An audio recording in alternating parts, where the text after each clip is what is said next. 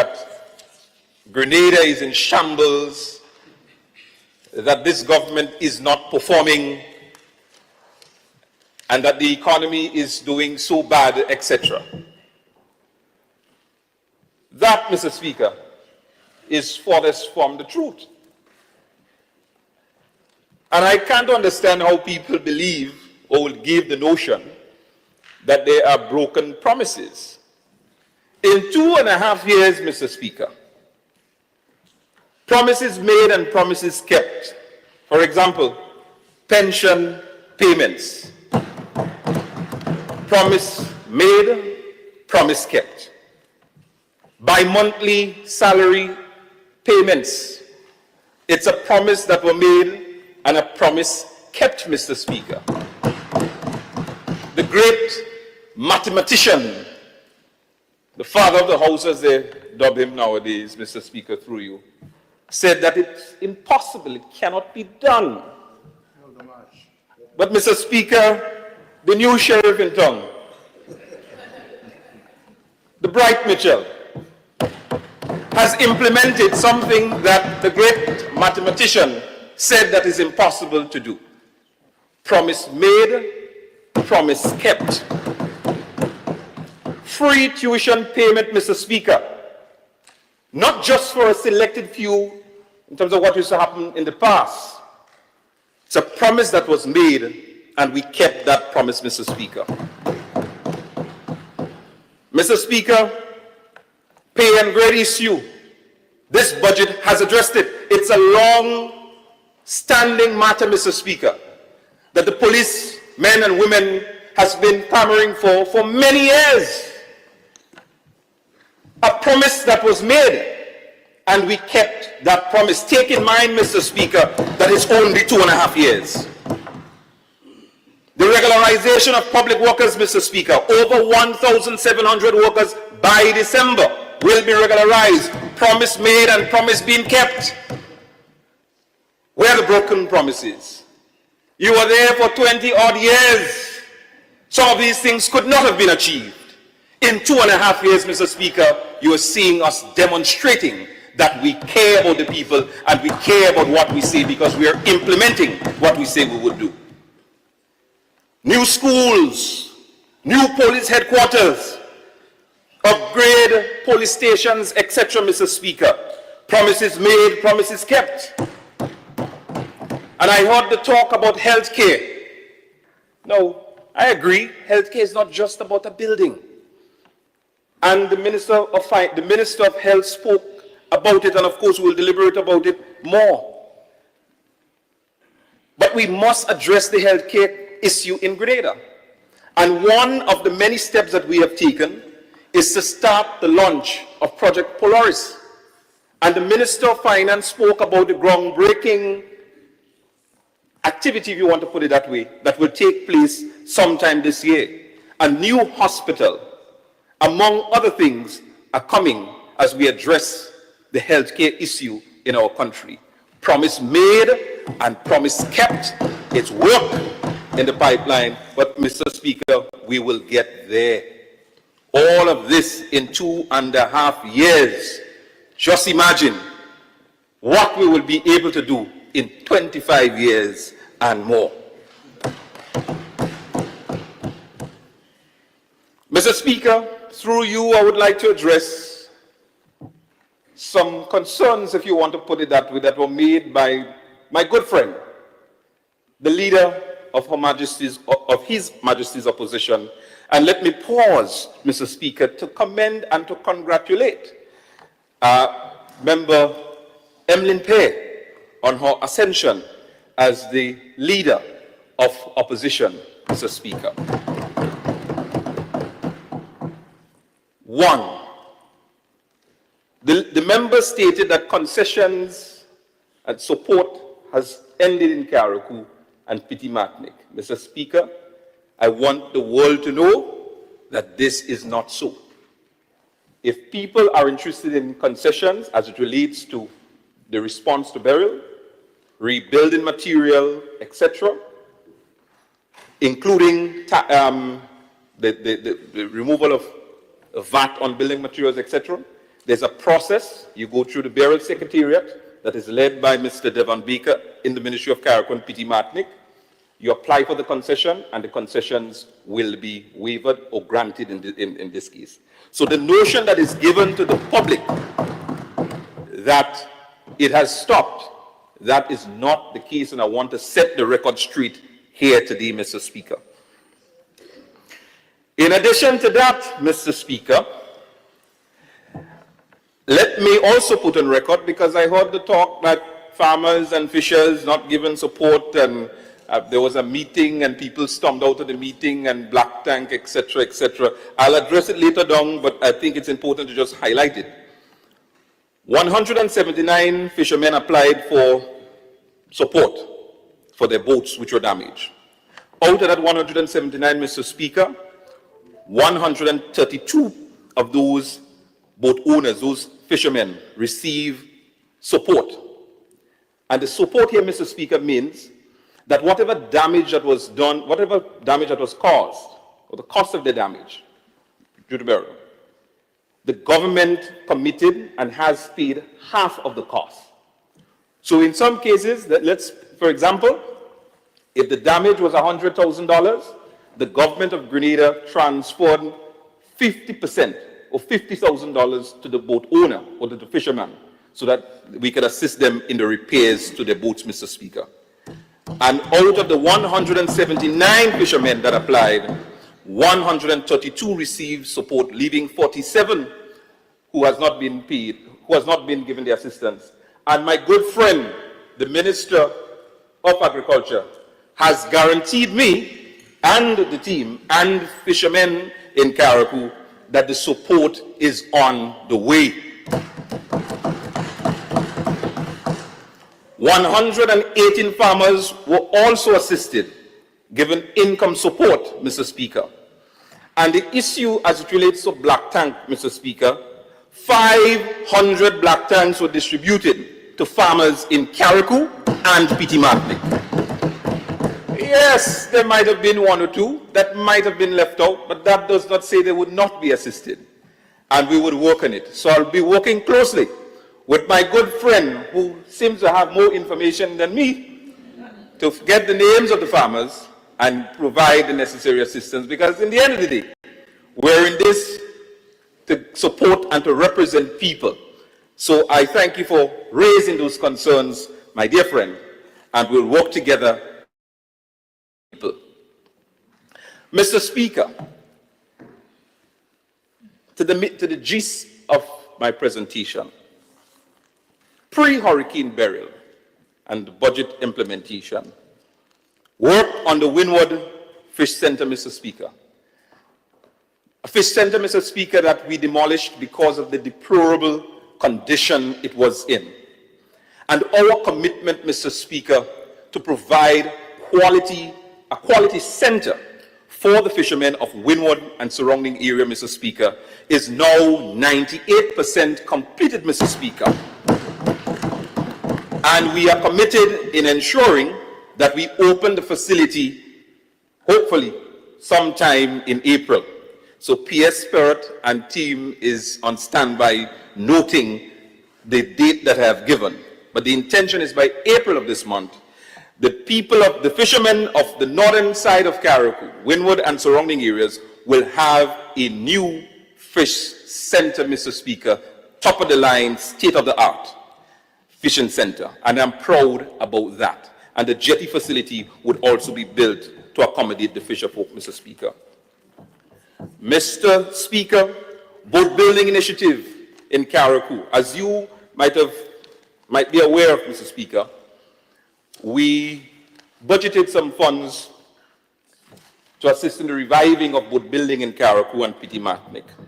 Mr. Speaker, I am happy that the Ministry of Carriacou and Piti Martinique has partnered with Ambassador Piero Zipoli, Ambassador for Investment, Mr. Speaker, and we have launched a boat building school initiative. We can't talk about our culture and our rich heritage about boat building, etc., and not do anything to protect and to enhance and to keep those rich traditions alive. And Mr. Speaker, this boat building initiative will be completed sometime this year. It is now 70% completed. The intention is that we will build boats. We have already started finding markets for those locally built boats. So just to give a little backdrop, the ambassador normally does trade shows, massive trade shows in Europe and in the Middle East, etc. He will be bringing some of those locally built boats to Europe and other places to help promote the boat building initiative in Karakou and to find markets for those boats. The intention is that we will create employment opportunities, we'll keep the tradition alive, and it will help us promote and market Karakou and Petit Martinique, Mr. Speaker. Those are the initiatives that we are doing in Karakou and Petit Martinique. Roads, and let me just pause for a minute. I ain't taking no praise for no road. Roads are something that any government and any member of parliament, this is what we're supposed to do. But it's important for me to highlight some of the work that we are doing because I have to give an account to the people of Karakou and Petit Martinique and to the nation as a whole. Bele Road project, Mr. Speaker, a major road project in Karakou. Mr. Speaker, you would understand that we started the project sometime in 2024 thereabout, and of course Beryl slowed us down quite a bit, but work has since commenced. So there's 2 roads in Bele, well 3 portions, Mr. Speaker. The bottom portion, which is about over 1,000 feet of road, has been completed. We are now doing the top portion of Bele, which is about 800 feet thereabout, and the bypass Bele Road, Mr. Speaker, we have completed. This is the hospital bypass road, Mr. Speaker. Those projects, Mr. Speaker, will help with the access to and from the hospital and to and from the village of Bele and surrounding area, Mr. Speaker. I am proud of those projects. I am proud of it because it's locally funded, Mr. Speaker. Major road projects, Mr. Speaker, which directly benefit the people, creating hundreds of jobs and many opportunities for a number of people in different ways, Mr. Speaker. The Bellevue South Road, Mr. Speaker, is another road project that is under construction, Mr. Speaker, and I'm proud of, which, of course, gave access to the residents in the Bellevue area. Bottom Lawrencetown is another road project that has been done, Mr. Speaker. There's still some more work to be done, but we have started the process and we will finish it. Upper Lawrencetown as well, Mr. Speaker. We have done the road project. There's still a lot of more work to be done, but we are getting there, Mr. Speaker. I am proud of those initiatives, Mr. Speaker, as it relates to roads. Mr. Speaker, a project which I am extremely happy about, which it's a brainchild of mine, in the sense that I always wanted to see an underwater sculpture park in Karakou. And I'll give a little joke just now. All right. The member for St. John's tell me don't give the joke. Maybe I won't give it in truth. But the member of St. John's tell me I'm getting too much a thing in Karakou. But you see, Mr. Speaker, the passion that I have for Karakou and Petit Martinique, some of the permanent secretaries on mainland and some of the statutory bodies, they now understand where I'm coming from when I come with the passion and say, we need X and Y for Karakou and Petit Martinique, and we need it now. Because for too long, the people of Karakou and Petit Martinique have not been given the attention that we needed. So I go with a lot of passion, and I'm happy that some of those projects have been implemented. So the Underwater Sculpture Park, Mr. Speaker, a project which Beryl could not have stopped us from launching. Mr. Speaker, it will be bringing a number of benefits to the people of Karakou and Petit Martinique. Already, there are people who visit the site. And out of the visit, Mr. Speaker, a number of those people have fallen in love with Karakou. Some of them said they ain't going back, and some of them already started telling others about the Underwater Sculpture Park, and a number of people are visiting the site, Mr. Speaker. It is one of the #1 attraction site in the Grenadines Island, Mr. Speaker. And I'm proud to be associated with an administration that has hidden the call and implemented such a wonderful initiative. I want to pause and commend and recognize Ms. Petra Roach, the CEO of the Greater Tourism Authority, and Mr. Randall Donnell, the chairman of the Greater Tourism Authority, for accepting, for considering, and ensuring that this project became a reality, and all other partners who are involved in this very important initiative. So, member for St. John's, we've gotten our Underwater Sculpture Park. the first in the Grenadines, and I'm proud of that. Mr. Speaker, night landing at the Lawrenson Airport, soon to be the Hubert Blaze Airport in Carriacou. Work started before burial in purchasing the equipment, in doing all the necessary work. Of course, you know, burial came, slowed us down, and we are now putting plans.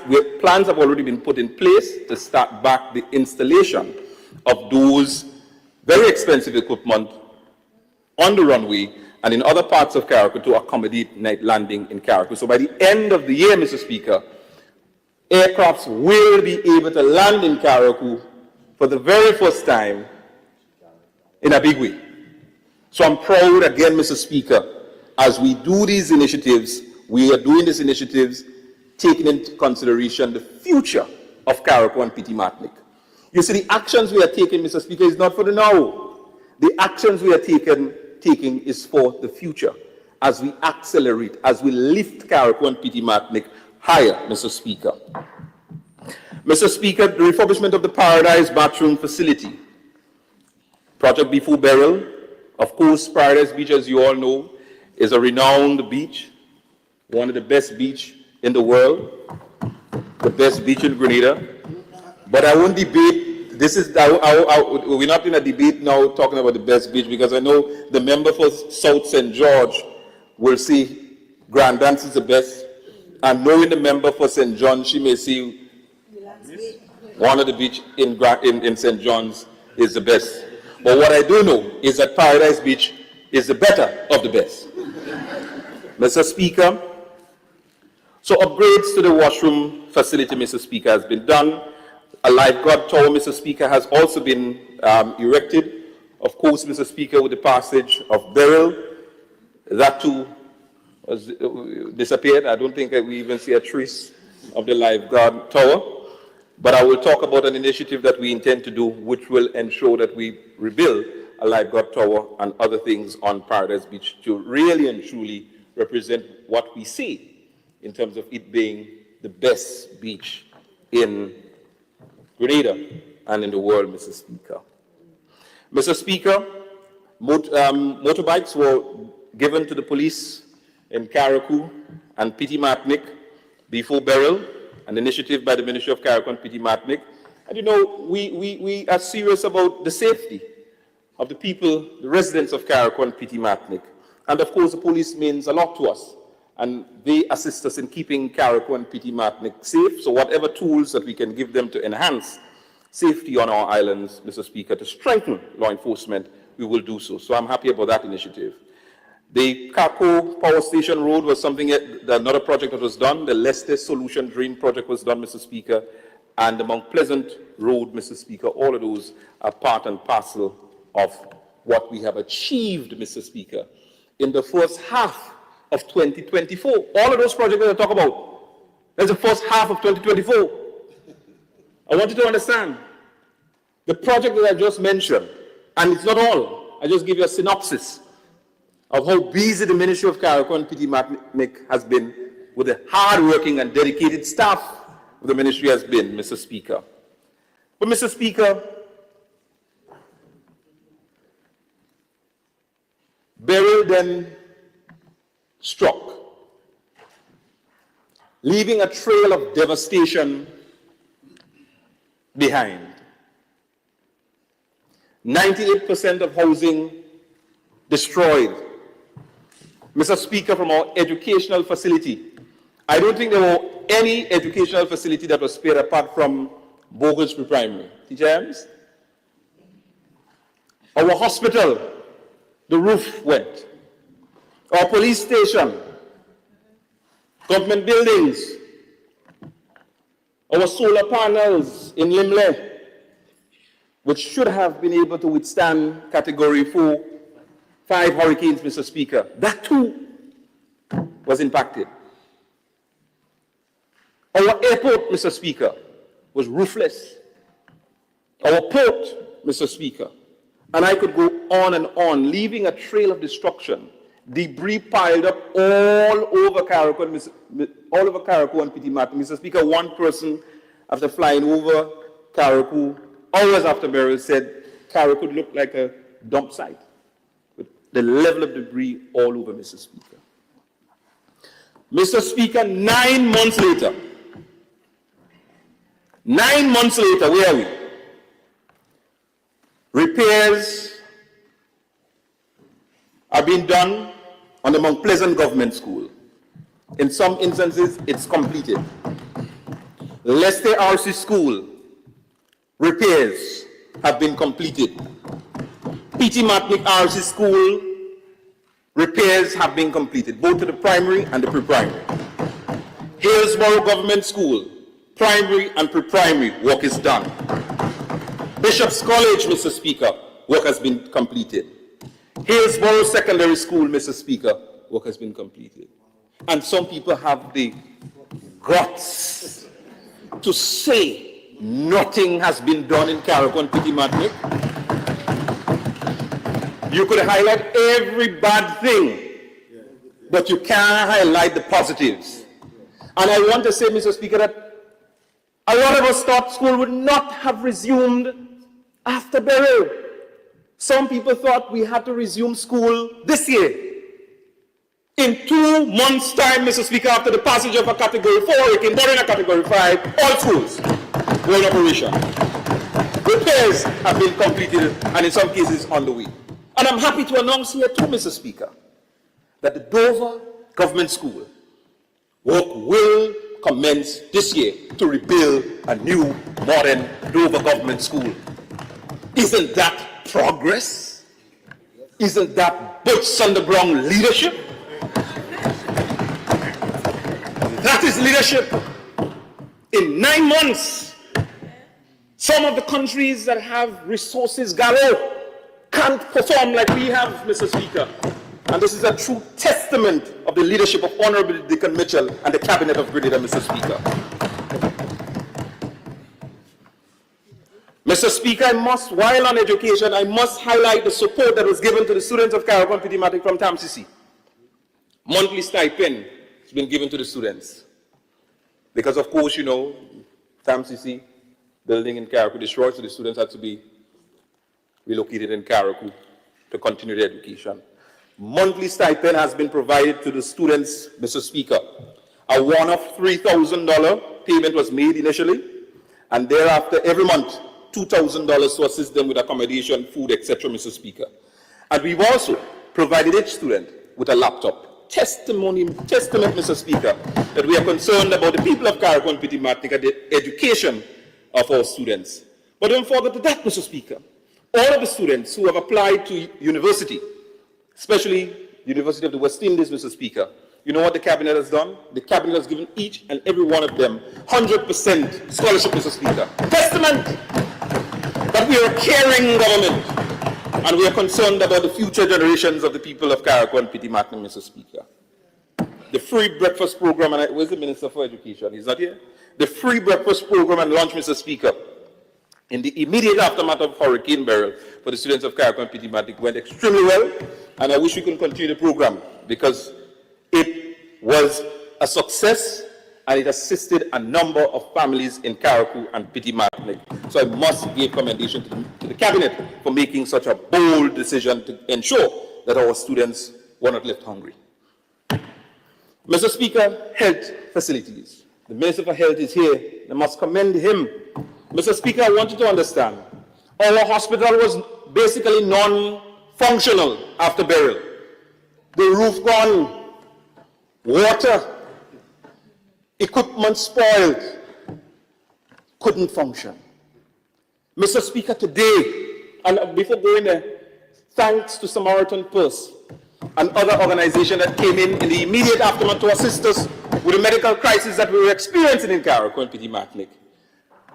But in about 2 to 3 months thereafter, our hospital was back in operation, Mr. Speaker. Leadership, Mr. Speaker, leadership. And I commend the Ministry of Health for such swift action in ensuring that our hospital is now functioning. Yes, there is some work that still needs to be done because some of the equipment that was spoiled or damaged has to be replaced, and work is ongoing, Mr. Speaker, to ensure that that happens. And I'm proud of that, Mr. Speaker. Leicester Clinic, Mr. Speaker. Mount Pleasant Clinic. P.T. Matnick Clinic. Mr. Speaker, those clinics, and Winwood Clinic, those clinics were destroyed or damaged, during burial. The roof, some of the roof was practically gone and all of the equipment has been damaged, Mr. Speaker. I am happy, and if you look at the screens, that the Leicester Clinic roof has now been completed. The refurbishment is completed, Mr. Speaker, and I am happy about that. On the screen, you would see the Winwood Health Center, Mr. Speaker, true testament of boots on the ground leadership. The roof is now covered, the refurbishment is now done, and a date will be set, Mr. Speaker, for the grand opening, Mr. Speaker.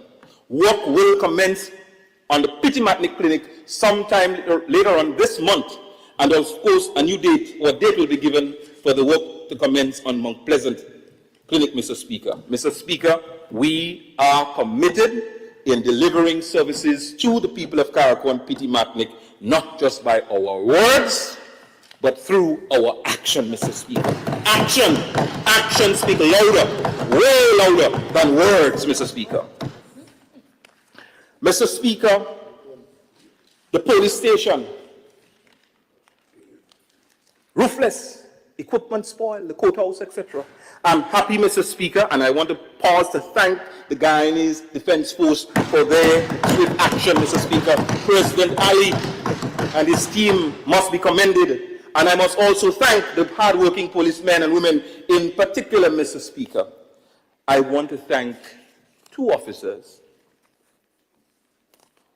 the two Charleses who came to Carriacou to assist. ACP John Charles and ASP Glenn Charles, who assisted, and a number of other officers, Mr. Speaker. Clarence Joseph, who led the P.T. Matnick team, and all the other officers, Mr. Speaker, to thank them for their steady hand in ensuring that safety was kept in Carriacou and a level of calm was kept in Carriacou and P.T. Matnick during those tough times, Mr. Speaker. So the police station is now refurbished, and I am happy about this. I'm kind of surprised that the Parliament sent me this note. You've got to be kidding me.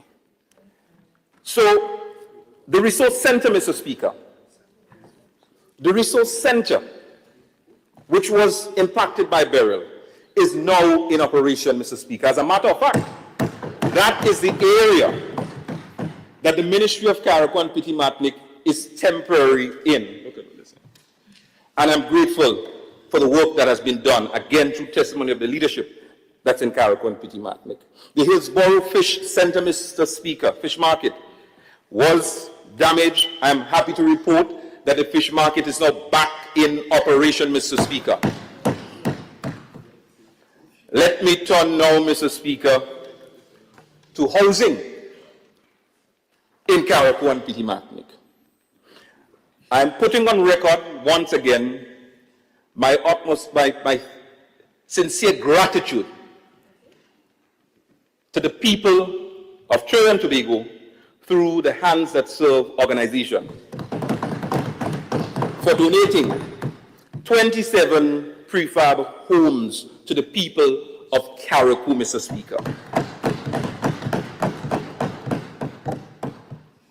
Mr. Speaker, a number of these people are now residing in their homes, and I'm proud of that.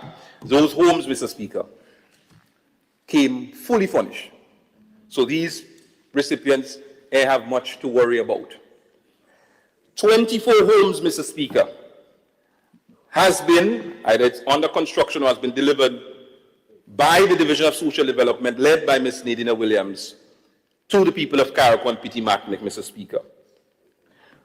Some 40 or so Build Back Better homes have either been handed over or under construction, Mr. Speaker.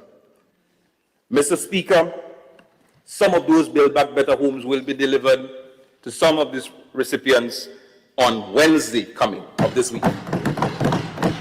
In addition to that, Mr. Speaker, 20 prefab homes were purchased by the government of Grenada from Happy Homes, Mr. Speaker, for the people of Carriacou and Petit Martinique.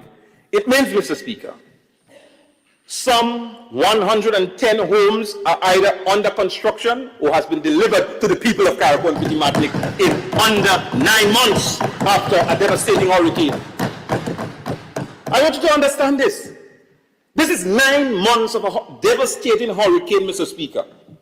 And all of this has been achieved. This is not no category 1 or category 2 or category 3. Ivan knows what, a category 3? This is a category 4 hurricane, bordering a category 5. Hospitals, schools, health centers, airport, seaport, destroyed.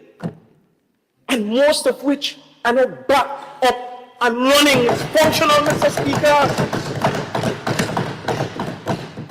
And in 9 months, you could either deliver or have under construction 110 homes, Mr. Speaker. If that is not testimony or testament to leadership, Mr. Speaker, then what is? What is?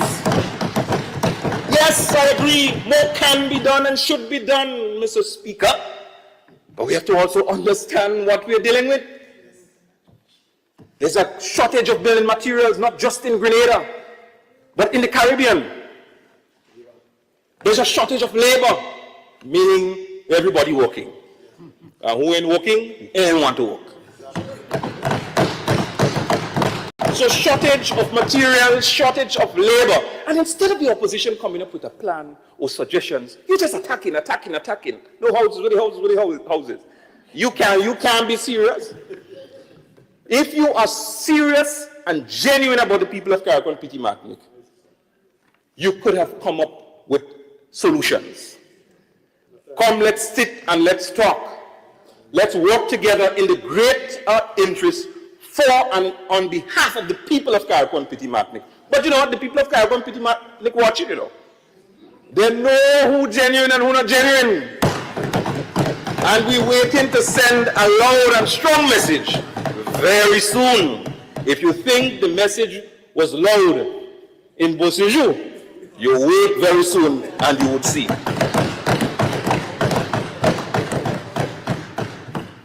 Mr. Speaker, homeowners assistance.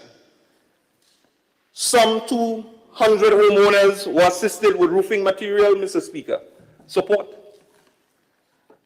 And I'm happy that this initiative has bear fruit, Mr. Speaker, because a number of homeowners in Carriacou was able to put back the roof on their heads, if you want to put it that way, Mr. Speaker, as a result of the assistance that we have given, Mr. Speaker, and I am extremely proud about that.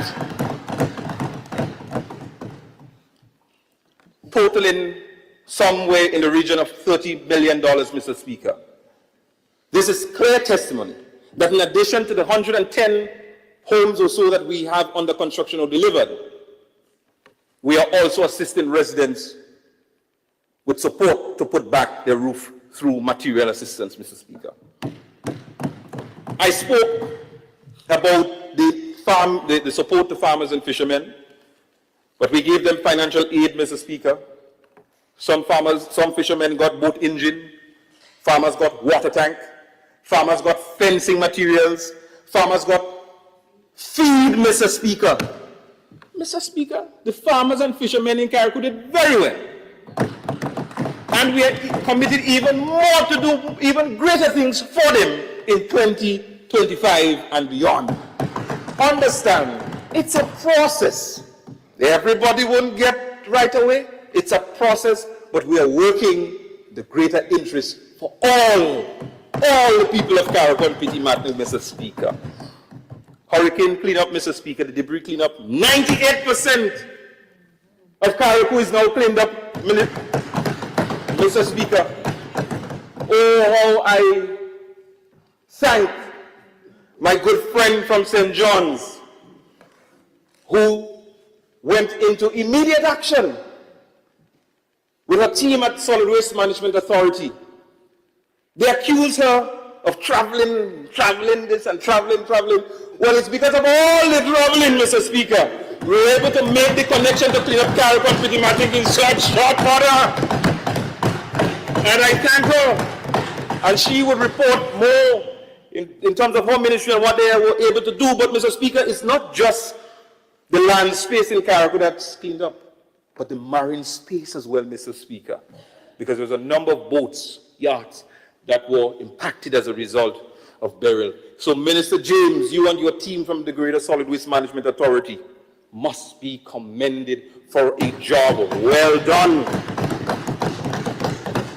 And Hunter, if you were able to put back on the screen our playing fields, which the opposition gave us blows left, right, and center for. We had nowhere else to put the rubbish, the debris.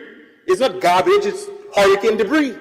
But I'm happy to report, Mr. Speaker, that most of those playing fields are now cleared and are now being restored to its former glory, and even better, Mr. Speaker. Testament, Mr. Speaker. We're not a government of just words. We're a government of action, and it's clearly demonstrated by what we are doing, Mr. Speaker, in Carrick and Pitty-Matic. So I'm happy. They have much to talk about the hurricane debris in the patches again. You realize they ain't saying much. They now jump on black tank and go and get black tank. Trivial. Trivial. But we'll get there. We'll get there, Mr. Speaker. And I've highlighted it, but let me highlight again, final point, and then I'll get to some other points. I want you to understand our airport. I recall bringing my grandaunt days after burial to get on an emergency flight to get her out of Carrick. And we were laughing and crying at the same time when we saw the state of the airport. You looked up and all you're seeing is the heavens. No roof at all, Mr. Speaker. And only emergency flights that were done. Mr. Speaker, 3 or 4 months after burial, the airport was back in operation, Mr. Speaker. And I must commend the Grenada Airports Authority under the leadership of Anya Chow Chow and her team, Mr. Speaker, was done an extremely wonderful job. I must put that on record. I must put that on record, Mr. Speaker. Mr. Speaker, Grenlec. Mr. Speaker, 98% of lines in Carrick are now restored. 98%. 60% connection is completed. And I want you to understand something, Mr. Speaker. 85%. Grenlec recorded an 85% damage in its equipment. That is the poles, the line, etc., etc. 85% island-wide, both Carrick and Pitty-Matic. So you'd understand the devastation that was caused. I told Mr. Speaker, the immediate aftermath of burial, I said, Lord Papa God, how are we going to start? I said, we will be out of electricity for months, maybe for a year. Mr. Speaker, in weeks, Mr. Speaker, some parts of Carrick started getting electricity. And as I reported, 98% of lines are back up, and over 60% connections have been completed, Mr. Speaker. I must commend the leadership of Grenlec, especially the hard-working team of the Carrick District. They must be commended and highlighted for their work, Mr. Speaker. They have gone beyond the call of duty, Mr. Speaker. And I thank all the regional support that came in from Barbados, Trinidad, all over to come and assist us with the renovations, Mr. Speaker. 9 months after all of this, Mr. Speaker, has been achieved. How can anyone in their right mind who say that they have conscience could say nothing has happened in Carrick and Pitty-Matic? Mr. Speaker, flow restoration, over 50% of internet and phone services restoration has been completed. Digital, Mr. Speaker, Over 98% of the mobile access has been restored in Karakou with full upgrades in PT Martin, Mr. Speaker. So Flow is working. Digicel has done a lot of work in Karakou, and they would start very soon in PT Martin, Mr. Speaker. And I must commend both teams for their hard work. Mr. Speaker, I wanted to let you know the reality is after Hurricane Beryl, I couldn't get in touch with the Prime Minister, nobody. There was no internet service, no connectivity, Mr. Speaker. Nothing of that sort. As a matter of fact, colleagues of mine came to Karakou looking for me, and they couldn't get a hold of me because no connectivity, Mr. Speaker. 9 months later, we're here with internet connectivities in Karakou and Petit Martin. Some parts of the world that have way more resources than us, Mr. Speaker, some of them are still grappling with the effects of all other storms. They have not been able to recover in such a short space of time like us, Mr. Speaker. Give Jackie jacket. When good is done, say so. Hospitality and tourism, Mr. Speaker. The point I'm making here is that Karakou is open for business. 148 out of the 263 rooms, hotel and guest houses in Karakou are now open, Mr. Speaker. I didn't hear that. I'm not satisfied with that plan. 148 out of the 263 rooms, hotels and guest houses in Karakou and Petit Martinique, after a devastating hurricane has hit us, is now back up and running. Mr. Speaker, 22 out of the 38 restaurants and bars are in operations. Mr. Speaker, you can go up to Karakou for the day or for a weekend. The hotels are open, the restaurants are open. You have internet service, you have electricity. Karakou open for business, Mr. Speaker. Karakou sweet. Karakou nice. Dive operations, Mr. Speaker.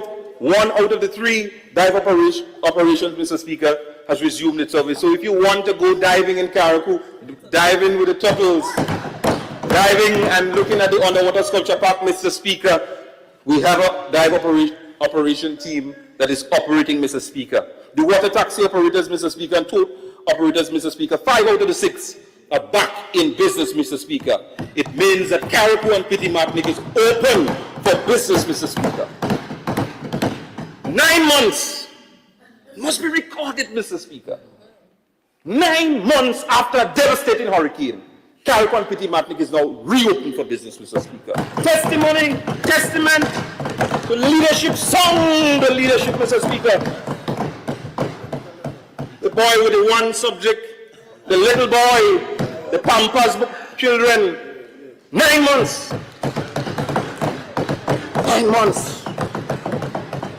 Pay attention to our actions, not our words. Pay attention to our actions, Mr. Speaker. Mr. Speaker, I'll stop there and I'll speak about the things that we intend to do for this year. Oh, I'll start to finish? Things that we intend to do this year, Mr. Speaker. Continue with the night landing operations at our new and rename our airport to the Hubert Blaise Airport in Karakou. The goal is to complete the infrastructure for night landing at the Lawrenson Airport by June or July of this year. Paradise Beach Enhancement Initiative, Mr. Speaker. It's a new project. We are going to enhance and transform Paradise Beach to its rightful place, Mr. Speaker, where it's supposed to be, so that it can be the best of the best of the best beach, not just in Grenada, but the world, Mr. Speaker. Mr. Speaker, the Hillsborough Town Enhancement Project, you will hear more about the project, Mr. Speaker, but the intention is to enhance the town of Hillsborough. After all, Mr. Speaker, it's our town, and we have to bring some economic life to the town of Hillsborough, Mr. Speaker.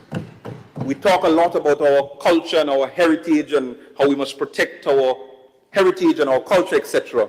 Mr. Speaker, I'm happy to announce that we are starting an initiative this year. Planning officer, and where is Mr. Baker, our technical officer, the Bel Air Heritage Park enhancement project. So we have to enhance these areas, Mr. Speaker, not just for ourselves in keeping our rich traditions and culture alive, Mr. Speaker, but for the next generation and the next generation, and for visitors alike to come and experience what Carriacou is all about. Mr. Speaker, we will complete the Windward Boat Building School in Carriacou, Mr. Speaker. Mr. Speaker, we will commence, and work should have commenced already, Mr. Speaker, but because of procurement and, you know, public service, how it goes. And maybe sometimes I shouldn't and not say dates, but the reality is that when you get the assurance, you run with it. But work will start on the Windward Jetty very soon, Mr. Speaker. Now, I empathize with the people of Petty Martinique in particular, because they have to catch the boat all the way from Hillsborough and then go to Petty Martinique. It's longer, and there's an area, if you ever travel to Petty Martinique from Hillsborough, Harbourville, called Gun Point. It's very choppy. So a lot of people don't like traveling, and there are some cases when the seas are extremely rough, some of the boats would not venture to come to Carriacou. So we must rebuild a jetty in Windward. Mr. Speaker, that's a project that will start in short order. But we're not just building back the jetty in its existing, how it was. We're doing it better. Because what was there before was a little boat jetty, and every year you had to go and do some patch work on it.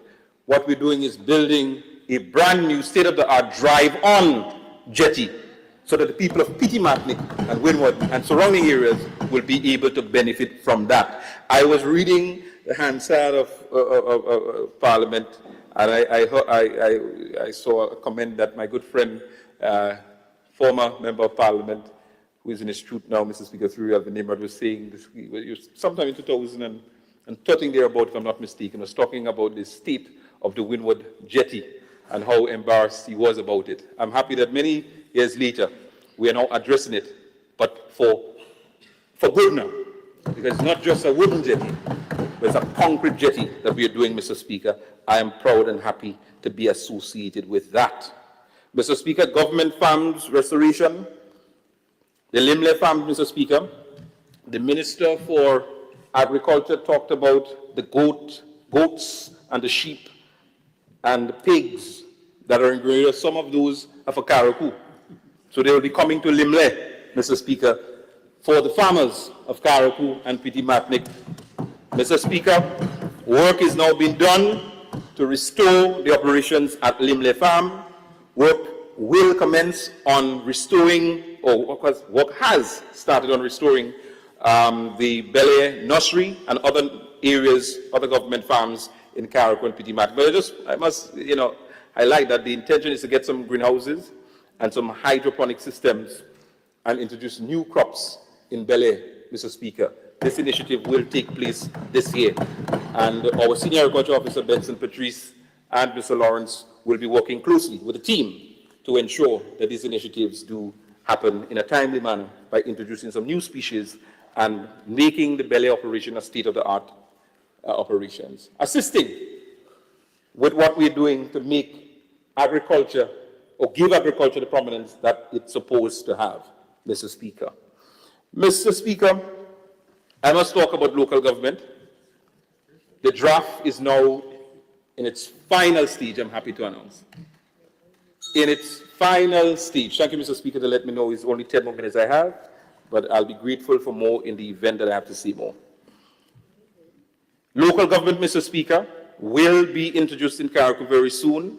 The Ministry of Legal Affairs is, as I said, working on the final draft, and then we will go into a series of consultation, and the intention thereafter is to implement local government for the people of Carriacou and Petty Martinique. A long-awaited bill, a long-awaited initiative that all my predecessors have promised and has not gotten off the ground for one reason or the other. I don't want to be part of that statistic, so we are going to ensure local government is implemented. Mr. Speaker, our housing assistance program, roofing program in particular, will continue.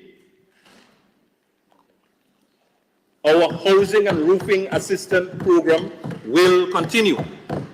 And I'm emphasizing on it because there are some elements in Grenada, including the opposition, that is spreading that's giving a false narrative that all of those initiatives have stopped and it will not continue. We will continue those initiatives to support our brothers and sisters in Carriacou and Petit Martinique, Mr. Speaker. Building of homes, Build Back Better, etc., will continue as well, Mr. Speaker, because we are committed in ensuring that we support all of the people who have been affected one way or the other. Mr. Speaker, last year I touted about the two farm roads that would start and didn't start because of burial. And no, not poor burial. Burial really and truly affected a number of things from getting off the ground. But I'm happy to report to this Honourable House that two of our farm roads, major farm roads, Dumfries and Mondo in Mount Royal, will commence. The Mondo Road, Mr. Speaker, is 2,360 feet long, and the Dumfries Road is 1,177 feet long, Mr. Speaker. Both projects put together will cost over $4 million, and work should commence sometime by June this year, Mr. Speaker. More work for the people of Carriacou and Petit Martinique, more monies injected in Carriacou and Petit Martinique, which will assist with the economic activities in Carriacou and Petit Martinique, Mr. Speaker. A new distal plant has been purchased, it's now in the procurement stage, to assist with the production of water in Carriacou and Petit Martinique, Mr. Speaker. The intention is by June or July this year, the plant will be in Carriacou to assist with the operations there, Mr. Speaker. So commendation to NAWASA. Mr. Speaker,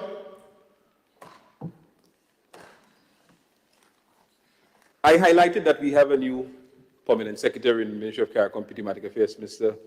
Linwell Perrott, who is extremely hardworking and is making lots of sacrifice. And I want to put it on record my thanks to him for the work that he has done so far.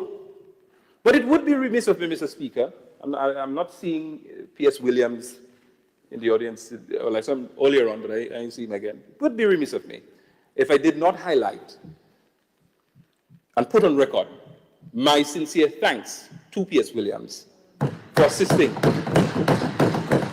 with the efforts in Carriacou and Petit Martinique.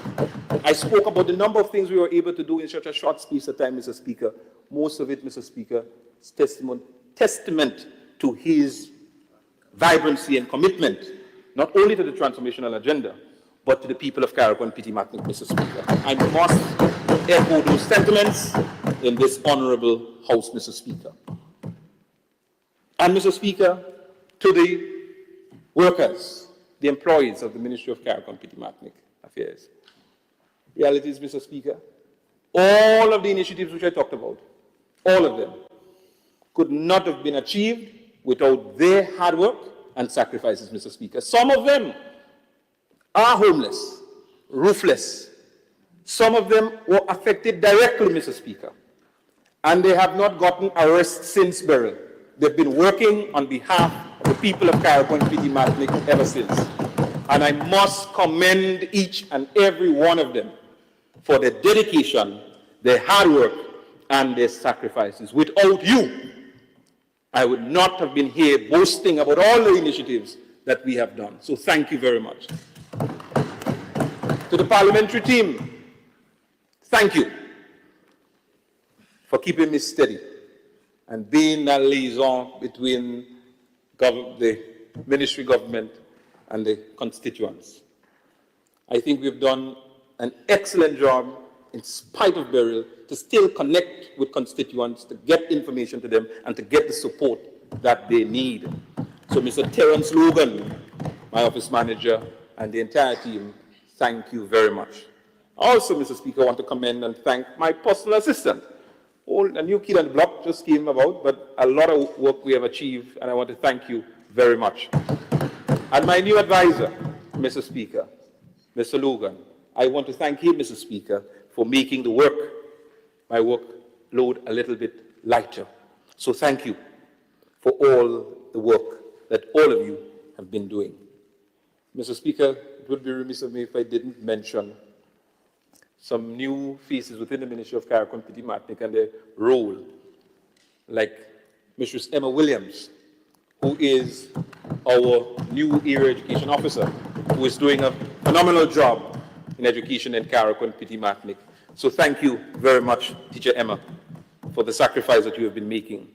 And Ms. Nadina Williams, who is leading the social development charge in Carrick and Petit Martinique. Thank you. And of course, congratulations to both of you on your new role. Mr. Imran George, who is our new senior coach, who is assisting us in revitalizing sports in Carrick and Petit Martinique, and who has been behind us to ensure that the playing fields are cleaned up in short order so that we can get sporting facilities back up and running for sporting activities, Mr. Speaker. Thank you. And of course, to Mr. Devon Baker, who is our new technical officer within the Ministry of Carrick and Petit Martinique Affairs, a new position, Mr. Speaker, that he has just taken up. So he has a very important and big role in ensuring that all of the projects which I have mentioned and which I haven't mentioned are implemented in a timely manner. And Mr. Baker know me, you know. I mean, we go, the truth is, Mr. Baker know that now that I mentioned those things, he have to get boots on the ground rolling because he doesn't want to see, he wants to make sure that we implement the thing. I won't say more. So I want to thank all of you. Mr. Speaker,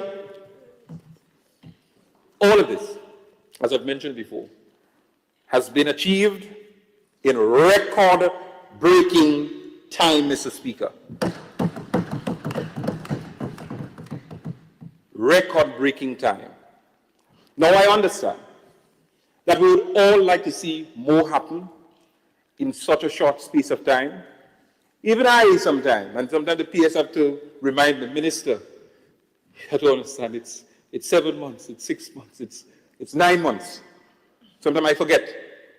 But the truth is we have achieved a lot in such a short space of time. And I'm repeating it so that it can sink in just in case you forget. Because in some cases, even to me, it feels like 9 years, but it's only 9 months. But we are going to continue, and I'm going to continue to work on behalf of the people of Carrick and Petit Martinique and continue to agitate and advocate for the people of Carrick and Petit Martinique. The people of Carrick and Petit Martinique knows my passion, and they know that I deeply care about each and every single one of them. And until the day I decide I'm done with public service, I will continue to fight on and champion the cause for and on behalf of the people of Carrick and Petit Martinique.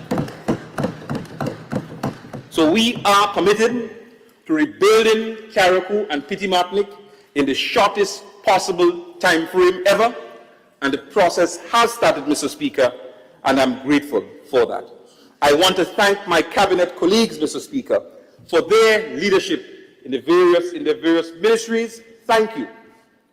Thank you, cabinet colleagues, for your unwavering support.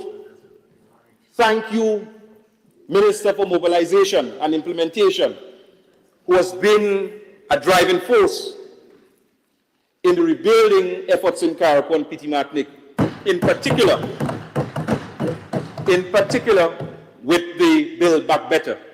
It was your initiative, Minister, through you, Mr. Speaker. You sat with the team. You came up with the design with the team, and you said, let's get the ball rolling. And for that, I commend you in ensuring that the Build Back initiative has started. We must give Jackie. And to all of you, Minister of Health, as I've mentioned before, for accelerating the work within healthcare. And to my good friend, I keep talking to him, yes, you will talk to him after. My good friend, the Minister for Agriculture, thank you, Mr. Speaker. 1 more minute as I wrap up. My good friend, Agriculture Minister, who has started the process of paying, giving income support to our farmers and fishers. My good friend, and he will ensure that the rest of farmers and fishers who have not received their support will get it sometime as early as possible this year. Minister for Finance will be working close with you to ensure that that happens. And to all of you, thank you very much. Without you, we would not have been able to achieve any of this. Mr. Speaker, I thank you very much, and this budget have my full support.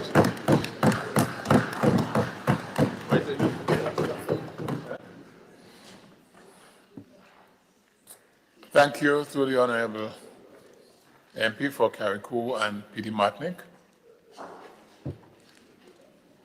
And I now invite the MP for St. Andrew Northeast to make her presentation.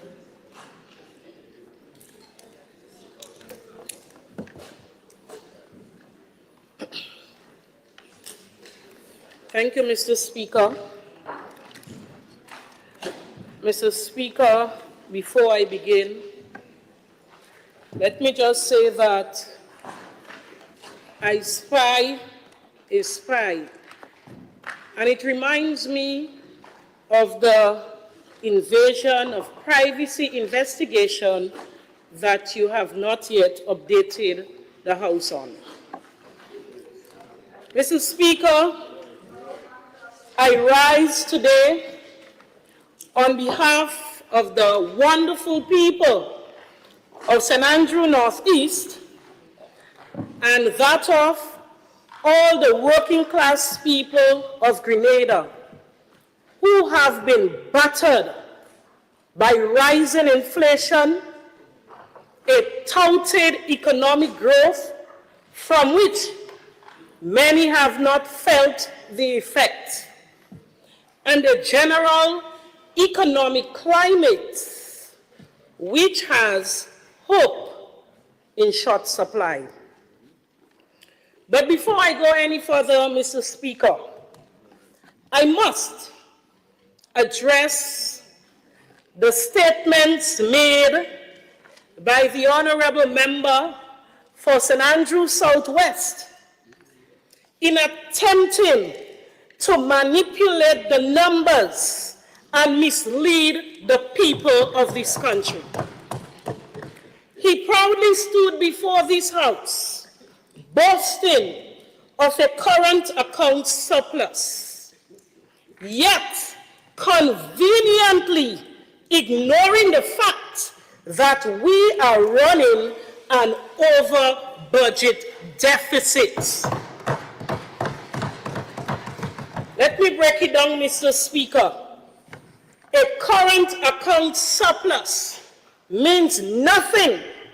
It means very little when you have a government that is spending beyond its means, accumulating debt, and failing to invest in real economic growth.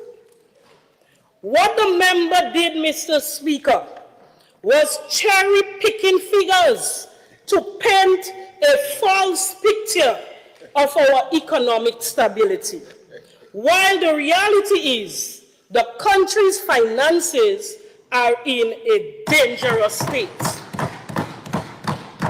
I refer the member to page 13 of the budget document that clearly states the facts. Primary deficit after grants, EC $208.6 million. Overall deficit after grants, EC $337.4 million. And that is the deficit that our opposition leader alluded to. Mr. Speaker, the budget is made up of recurrent expenditure and capital expenditure. And yes, there is an overall deficit. Just maybe, Mr. Speaker, the member, before wanting to teach the whole building, the whole cabinet, the whole members of parliament, and update them and educate them on current account, he must update his knowledge. I would rest that there, Mr. Speaker. Mr. Speaker, I just have a few words for the member of Carriacou and Petite Martinique, who, I can't find the words to describe his style of presentation, but I just want to remind him that while he's boasting about 9 months achievement here and there, it was only 14 days after Crift insurance money was made available as a result of the vision and foresight of this administration here. So yes, you were able to achieve so many things 9 months later on as a result. But I want to find out from you, why after 9 months, only 3 houses were delivered to your people? Why your people are still waiting after 9 months? During those 9 months, Mr. Speaker, he will not speak about the alleged wasted millions of dollars. He would not boast about that one. But do you know, Mr. Speaker, that after 9 months, the hospital or the health center in Petite Martinique still waiting for attention 9 months later? Mr. Speaker, the budget presentation painted a picture that was not in sync with our people's lived realities. An economic environment where it is becoming more and more difficult to make 2 ends meet. The year under review has been one of runaway inflation, rising costs from the sidewalks to the supermarkets, excessive and wasteful government spending, and not enough investment in our productive sectors. While this is happening, Mr. Speaker, they are handing out largesse to friends, families, and favorites, the FFFs. Mr. Speaker, 2024 indeed was a bumper year for 1%. The people who run shadow companies to get government contracts, and the few who can afford to buy properties paying cash immediately. So yes, these handful of people are having the time of their lives. But for the others, they have been fed sweet talk only to digest a sour economy. Coming from a challenging year, Mr. Speaker, the other 99% were looking forward to hear a package that provided both hope and relief. But from all appearances, we are into another year of ban your belly. The Minister for Finance, in his presentation, said the package reflects Grenada rising. Grenada resilient and rising? Something like that. The question is, Mr. Speaker, rising for who? Rising for who, Mr. Speaker? Because the slogan does not represent it does not resonate with the people of paradise. Neither Tivoli or Paraclete, neither the people of Pauls and La Poterie, and neither the hundreds who have been victimized and marginalized, Mr. Speaker. Mr. Speaker, sadly, the gravy train has not reached the people I represent. The slogan Grenada Rising does not resonate with the people who have to travel on the worst roads they have seen in a decade. Our health care that desperately needs intensive care. It's not Grenada rising. It is prices rising, inflation rising, and victimization rising, Mr. Speaker. Yes, we wholeheartedly acknowledge the resilience of our people. Because through this economic hardship, the social struggles and the broken promises, they have persevered. So yes, our people are resilient. However, Mr. Speaker, resilience alone is not enough. And the truth is, under these current government policies, we are not rising. A nation must not only withstand challenges, but we must rise above them. Right now, Mr. Speaker, we are falling, heading down a precipice because people continue to struggle and many have been left behind. For the past 2.5 years, government has abandoned key sectors critical to our people's progress. They have abandoned the very people they swore to represent. But as if waking up from a deep sleep, they present a budget hoping that we forget their inaction, hoping that we forget their neglect, the hardship, and the economic pain. But the people remember, and we will not allow them to rewrite history, Mr. Speaker.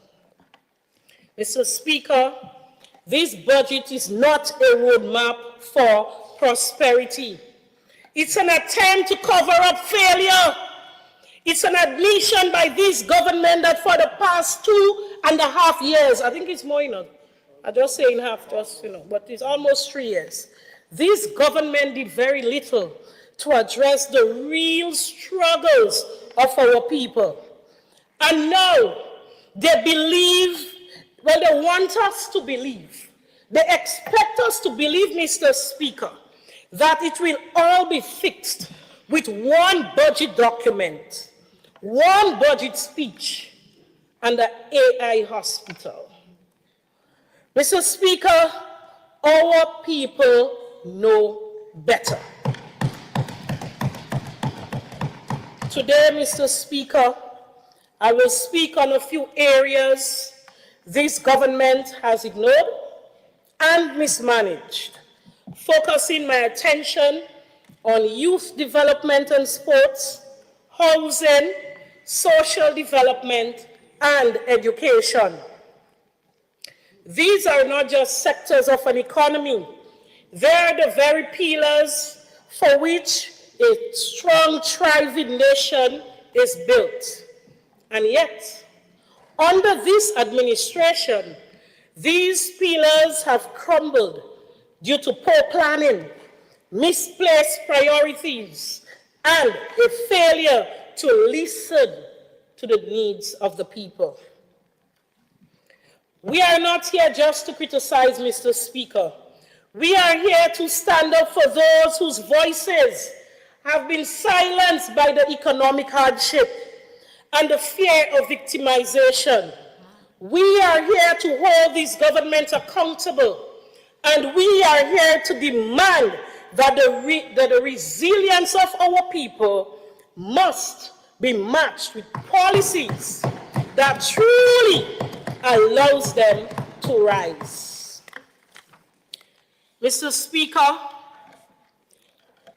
this budget is too little, too late. And no amount of political spin will erase the reality that for the past 2.5 years, this government has failed our people. The people deserve more than resilience. They deserve progress. And for that, we will continue to fight for. Let's look at youth and sports, Mr. Speaker, a sector that should be the foundation of national development. But instead, it has been neglected, abandoned, and now exploited for political convenience. You're talking about a mock youth elections. No legal authority, just some mock youth elections, a continuation of our mock youth parliament. The government would have us believe that this budget is the turning point for young people, and it is filled with new opportunities, new investment, and a commitment to their future.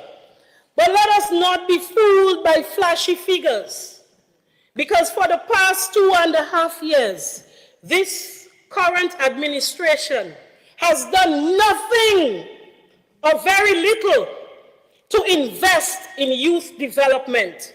And even worse, Mr. Speaker, they have dismantled all of the programs and projects that we designed to empower our young people.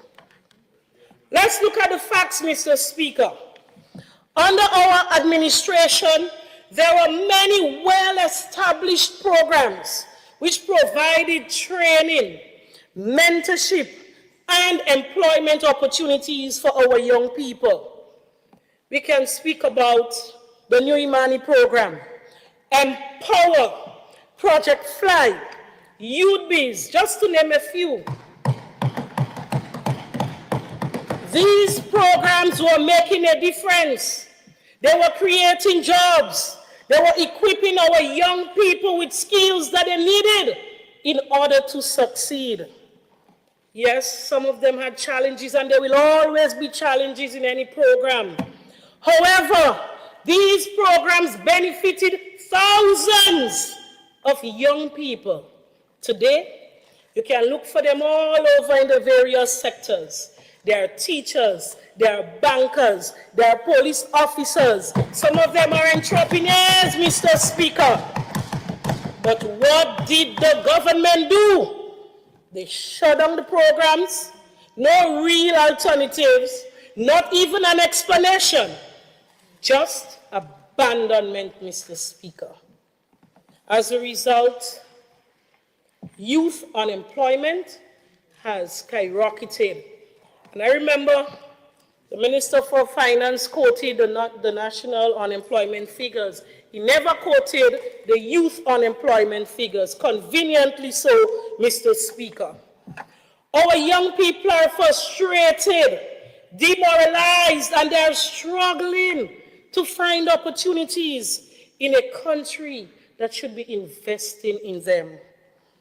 Mr. Speaker, we continued to advocate on behalf of our young people. And after several calls to restore these programs, we saw the return of the Empower program for young men. But at a reduced budget of $2.5 million in 2024, and even with a reduced budget, they only spent $1.1 million underspending on the young men at risk who need that type of intervention, Mr. Speaker. You know what that means? Fewer young men participated in the program, and that created missed opportunities and even deeper struggles for them. And we wonder today why we are seeing an increase in crime and violence. It's simply because of the underspending and the underinvesting our young men. Mr. Speaker, our communities are at risk as a result. In 2025, we have seen the budget move from 2.5 in 2024 to 3.5. I'm happy. We are just hoping that they are not underspending again. Because what we have seen before, the funds were allocated. Yes, they were approved for spending. But what happened? It was underspent. So if we failed to deliver then, how do you think we will convince the young men that they will deliver today? That's a question we must ask, Mr. Speaker. I must remind the Honorable House, Mr. Speaker, that throughout our years administering that program, over $5 million were invested for this program because we wanted to ensure we captured every young man who needed that type of engagement, exposing them to a variety of contemporary skills that they needed to function effectively in our country.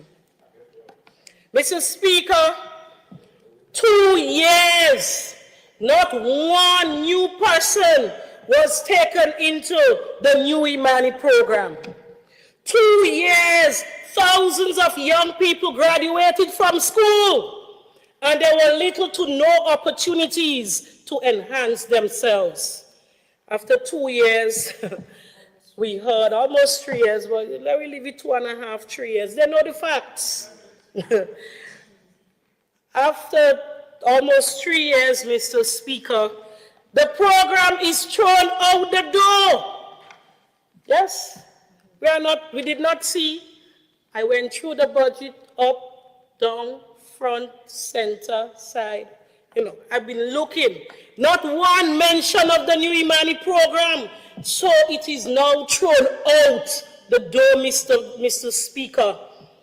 But I heard there is an alternative. But let me say to this House, this alternative program will never be able to bring the benefits to our young people as what the new Imani program did for them. If we look carefully, Mr. Speaker, already, when you compare the amounts allocated, it's like chalk and cheese. Over $20 million are for the new Imani compared to $2 million budgeted for this new program. Secondly, Mr. Speaker, a significantly high number of young people are left out of this program. Because number one, they say it's just for females. Number two, it is only 18 to 25. So, when we look at it, we see it as a grave injustice done to the young people of this country. One that reflects government's total disregard for their future. For years, a program that provided real opportunities, training, and empowerment for young people was in place. It gave them hope, created jobs for thousands of them, developed their skills, and steered them in the right direction. Today, just without any cause, it's discarded and replaced with a weaker, underfunded alternative that offers little to no support. Mr. Speaker, our young people are not blind. They know they are being shortchanged. So by slashing the funding and replacing a well-established program with a weaker alternative, this government is sending a clear message to them, and that is, they are not a priority. Mr. Speaker, where is Project Fly, fostering level-headed youth? Another important project just discarded. One that directly benefited the most vulnerable young people among us, our youth at risk. For years, a community-based program that existed to meet the men and women where they are on their turf in their communities, offering mentorship, skills training, and a lifetime away from crime, violence, and hopelessness. You see, Mr. Speaker, even though they didn't understand the program, they could have asked for help to administer it to the young people, because this program understood the realities of our communities, that work on the ground with our young people that was facing such great risk, and yet a government with its lack of vision and commitment to young people chose to get rid of it. Instead of strengthening the program and expanding it to make a real difference, they dismantled it, leaving behind nothing comparable. And the consequences of this reckless decision, Mr. Speaker, we are already feeling it. More young people are left behind, and our crime rate is rising. This program was not just a name on a budget document. It was a direct intervention into the lives of the people who needed it the most. It met them in their communities, provided mentorship and skills development. When I think about the people from La Poterie, Montreat, Saigon, Gun Battle, all of these communities, Mr. Speaker, they depended heavily on Project Fly. And I just want to make reference to a young man when we went to St. John's to deliver that program. You know, we met the young man in his community, Mr. Speaker. You know where he is today? He's employed at the Ministry of Youth. He's a youth parliamentarian and a youth ambassador. This is just one of the success stories from this program.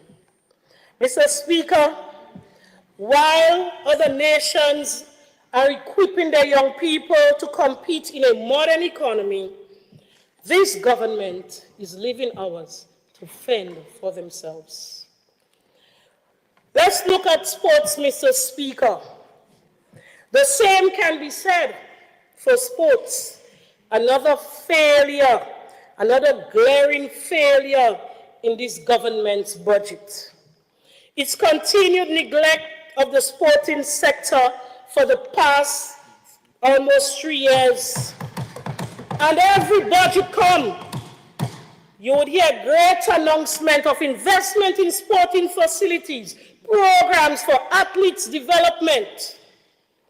Mr. Speaker, the government has promised to prioritize sports as a tool for youth development and national pride. But, Mr. Speaker, what really is the reality of the situation? Let's look at it. In 2024, the approved estimates for repairs to hard courts were $300,000, but only $98,771 was spent. This is only 33% of what was approved, Mr. Speaker. You know, we are in 2025 with the same $300,000 again. Mr. Speaker, in 2024, the budget estimate for the construction of a swimming pool was $500,000. You know how much was spent, Mr. Speaker? I want you to take a look at the budget document. $0.00. Could help me with the percentage there, Mr. Speaker? Yet, last Friday, when it was announced by the Minister for Finance, table breaking, like if Tivoli drummers were in the building, you know, Mr. Speaker. So if you look at it, they did not spend the $500,000 last year, but they come back with $800,000 to spend this year, Mr. Speaker. How can we believe that they didn't deliver last year? How can we believe that they will deliver this year? What is it they're going to use to convince Grenadians that they mean what they say and they will do what is in the budget document? Mr. Speaker, in 2024, $1.1 million were budgeted for the lighting of the cricket stadium. And they love when these things are non-stable, breaking, hand breaking, just because it sounds good, Mr. Speaker. But, Mr. Speaker, how much was spent? Not $1 was spent on that, Mr. Speaker. But we are here for 2025 with a budgeted amount of $8.2 million. Mr. Speaker, so for the past 2.5 years, they made the promises. The budgets were allocated. Yet, at the end of the fiscal year, the actual spending fell far below what was budgeted. No, as if they are hoping that we will forget. They return with the same budgeted figures, and more, in some cases, expecting us to believe that this time, maybe this time, they will deliver. Mr. Speaker, our sporting facilities have deteriorated. And I would draw your attention to some of these facilities. I see the member from St. Patrick's paying keen attention because he knows the 4 playing field, the Vendome playing field. We wonder what is really is trial and error in Vendome going on. Every time we pass there, we wondering, well, what's next? It's basically trial and error in Vendome. And we cannot forget the Hillsborough playing field, just to name a few. Mr. Speaker, imagine in 2025, the McDonald's College last Friday held the school sports, the annual athletic schools championship in Progress Park, St. Andrew. A school from St. Patrick have to come all the way to St. Andrew to have their school sports. So it is the realities on the ground, not what is said in the budget speech or not only noise they are making, the realities. Not only that, Mr. Speaker, the parish sports, the St. Patrick's Primary School parish sports were held, you know where, Mr. Speaker? In the constituency of St. Andrew Northeast at the La Poterie playing field.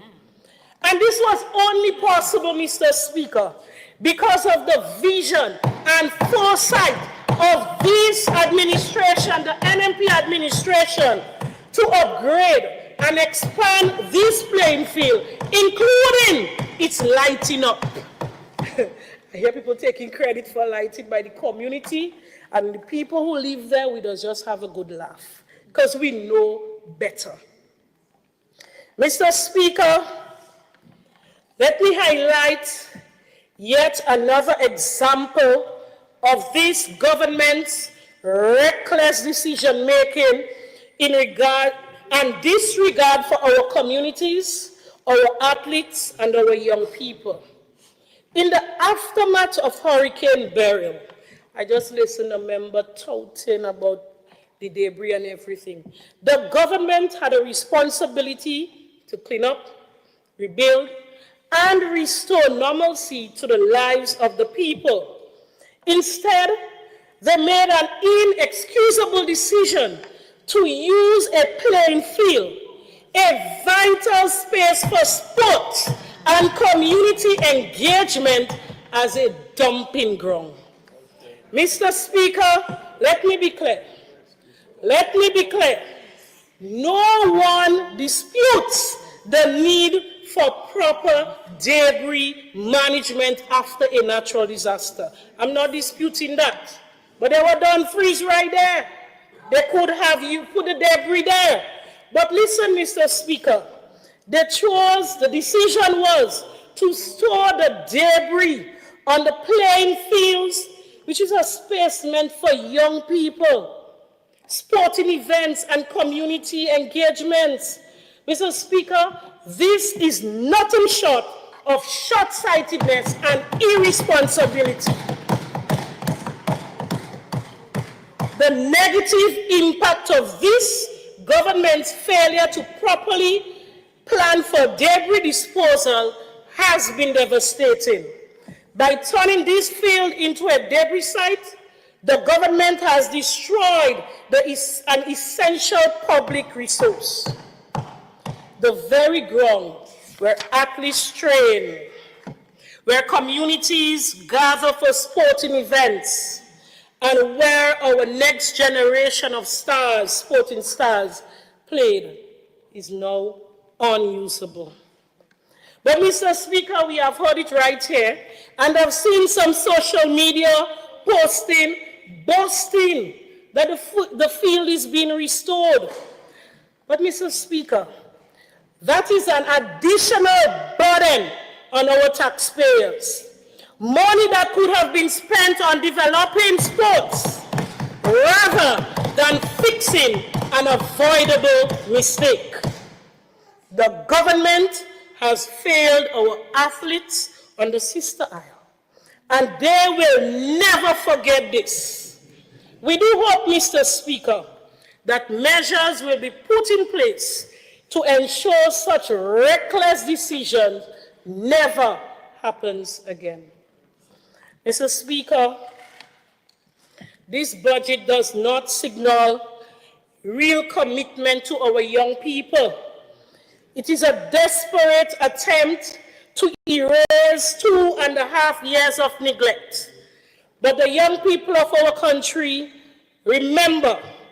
They remember the lost opportunities. They remember the broken promises. And they remember a government that turned its back on them when they needed support the most. Mr. Speaker, this government loves to boast about sports tourism, but when it truly mattered, when the Grenada Invitational Games that would have showcased our nation on a world stage needed additional support, they failed to deliver. The cancellation of an event that would have brought athletes, fans, and economic opportunities to our shores.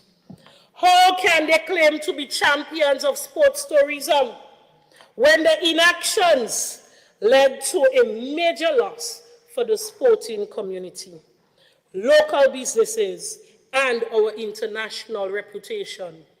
Mr. Speaker, events like these require more than just words. It requires real commitment, real investment, and real action.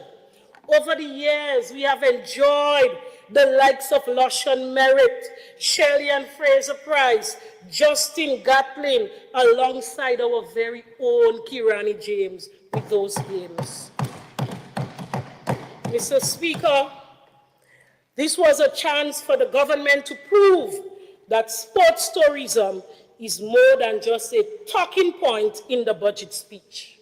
It was an opportunity to stimulate the economy, to create jobs and inspire our young athletes. Yet, they sat on the sidelines and watched the Grenada Invitational slip away. We stand firmly with the young people of our country. And we believe in a budget that truly invests in them, not just in words, Mr. Speaker, but in action. We believe in restoring and expanding the programs to provide real training, real jobs, and real opportunities. We believe in funding sports development in a way that empowers our athletes, strengthens our community, and gives young people a reason to dream again. Our track record is clear, Mr. Speaker. We don't just believe that, and we don't just give words. Mr. Speaker, we built 2 top-class stadium for our, and one of them is fully lit, so they're boasting about lighting the other one. The cricket one, that's okay. The athletic one is already fully lit. Work done by this administration, the new National Party administration in government. Mr. Speaker, let us look at housing. Housing, Mr. Speaker. And I want to begin by something that I would never forget. We will never forget government's decision to take away the low-income houses and sell it to individuals who can afford bank loans. This was nothing short of a betrayal of the very people who needed the homes the most.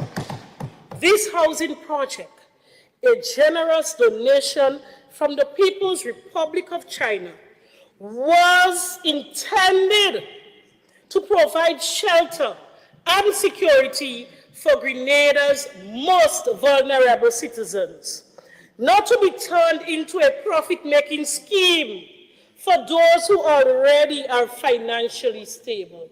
So it hurts, Mr. Speaker. This move by government was an attack on the very poor and working-class families who have been struggling to make ends meet.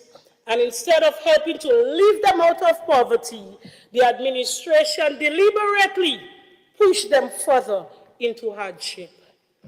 Furthermore, Mr. Speaker, the budget document has an estimated amount of $25 million for housing.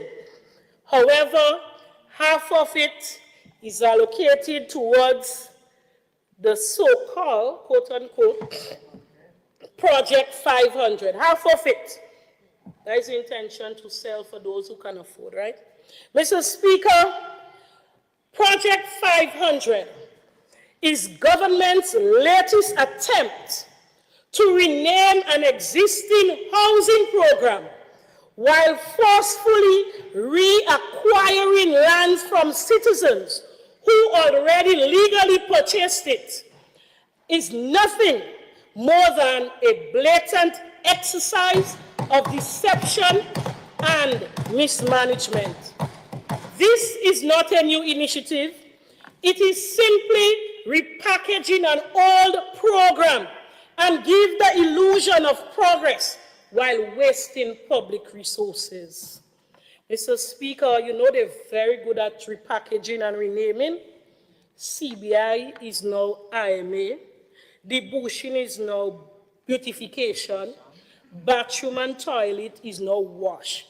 Mr. Speaker, this reckless approach raises serious concerns. How much of our taxpayers' money are spent on rebranding existing programs? We have to ask ourselves that, Mr. Speaker.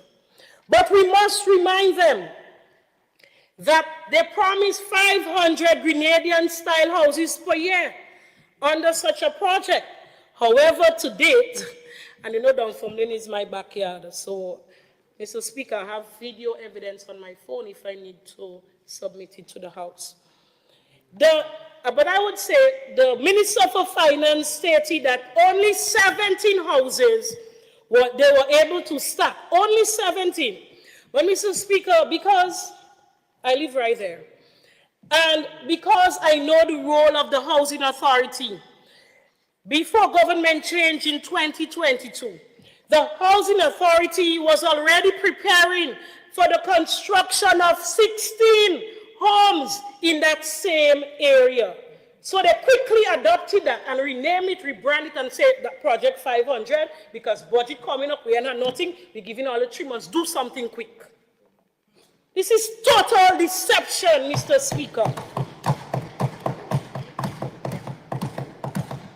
And the facts must be put out there. But you know the thing about it, Mr. Speaker? One of the workers at the Housing Authority, he was so angry, he just walked away. He said, this is not how they operate. They operate according to procedures, according to rules. So when they're given the mandate to just do things busy, because we need something to show, he said no. If you're going to do something, let's do it good. So he walked away, Mr. Speaker. He walked away from the Housing Authority, which he worked for many years. They go find out the facts. Mr. Speaker, this government is quick to boast about build back better. But let us be clear on this. The money the government is using to build back better is not as a result of their planning. It is because of the thrift insurance secured by our administration while in office. So yes, that was geared to indeed build back better. You have no choice but to build back better, because you have immediate finance upon which you can do so, Mr. Speaker. Without that, they would have had no way of providing the housing assistance needed for the hurricane victims.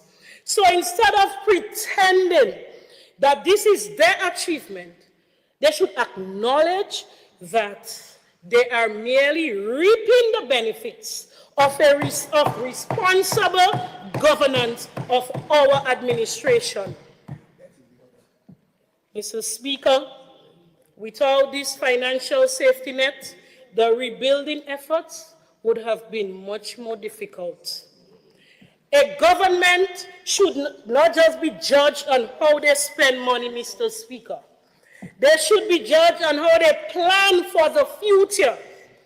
Build Back Better exists today only because planning was done by our administration. The government is proving that they have no vision of their own. They are simply spending resources that we secured. The question the people of this country needs to ask, Mr. MIT, what will you leave behind for the next generation to use in such instances? That's the question they should ask. Mr. Speaker, I now turn my attention to social development. Mr. Speaker, the true measure of a government is how it treats its most vulnerable citizens. Yet, this administration, after making grandiose promises, the World Bank said that it should not be earning less than $650. Upon coming into office, one of the first things they did was to remove $150 from the seed beneficiaries. We will never forget this, and I think every budget going forward, we should remind them. We asked this government, what happened to the promise that you made?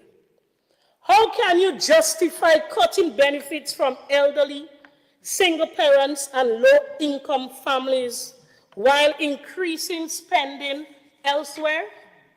Mr. Speaker, this government, while they speak about commitment to social development, have you noticed, Mr. Speaker, I don't know if it has come up St. Andrew again, At every stop, every village, every bus stop, well, they put some solar lights, so it is being used in a way that maybe it was not intended for, Mr. Speaker. But we have seen an alarming rise in gambling amongst our people and the most vulnerable in our communities. Every shop, every abandoned building, every house, every bus stop, Mr. Speaker, is transformed into a gambling house. Mr. Speaker, what is the plan of this government to address this crisis? What are the policies they are using to protect families who are watching their loved ones lose hard-earned money to unchecked gambling? Some may make profits under this industry, but there are far too many broken homes and financial instability and increasing crime as a result, Mr. Speaker.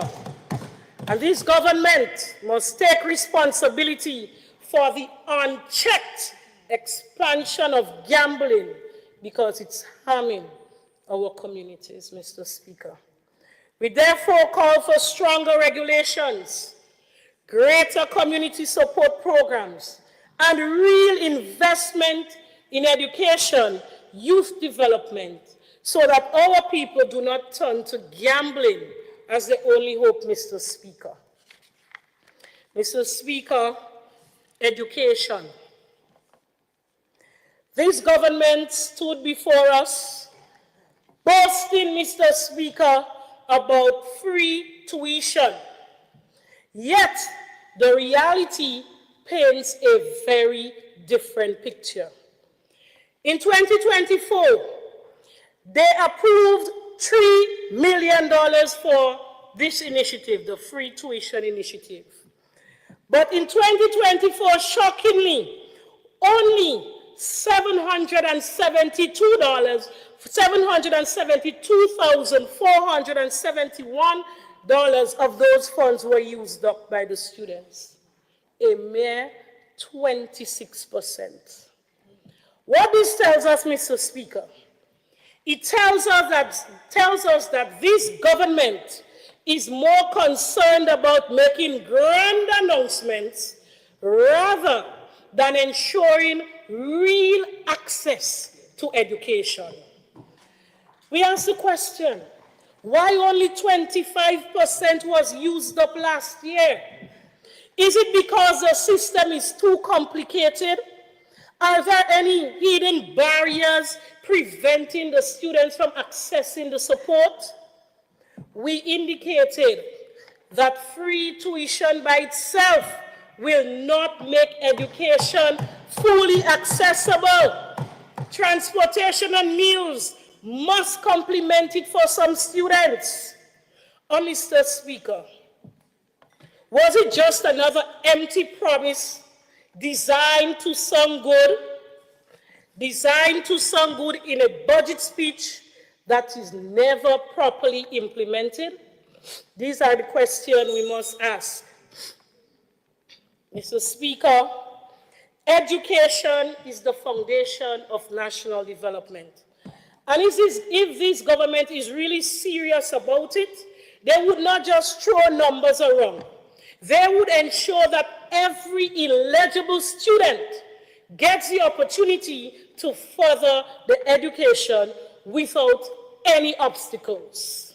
Mr. Speaker, once again, we see the government taking credit for projects they did not initiate, and they don't have the audacity to acknowledge, decency, to acknowledge the work of our administration.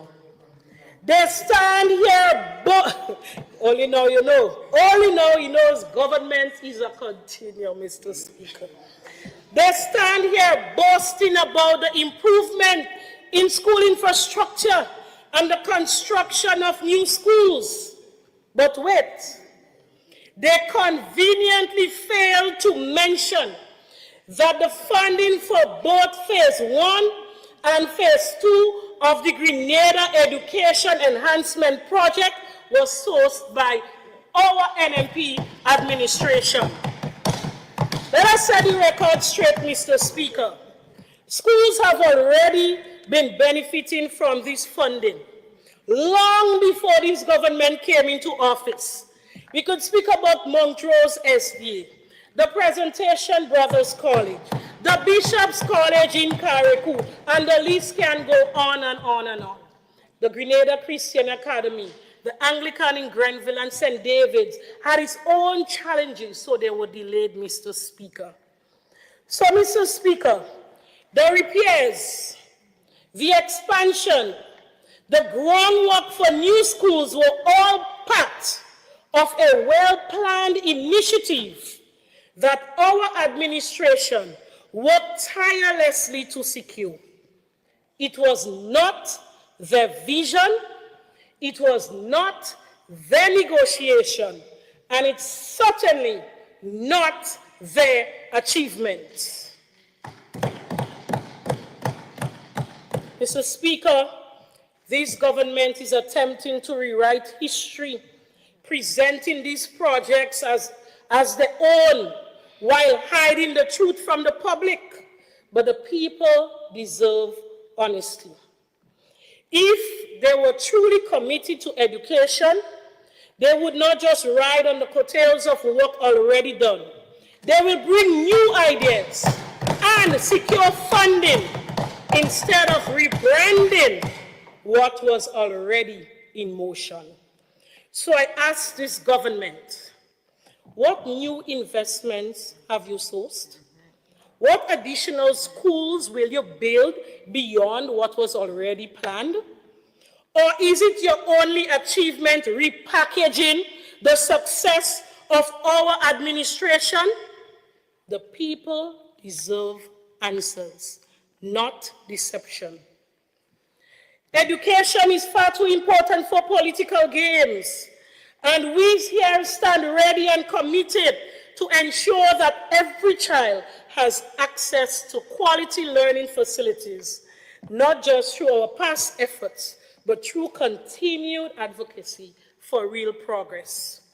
Mr. Speaker, this government stood before the nation and proudly announced school meals will now be free for all students, primary, pre-primary, secondary school.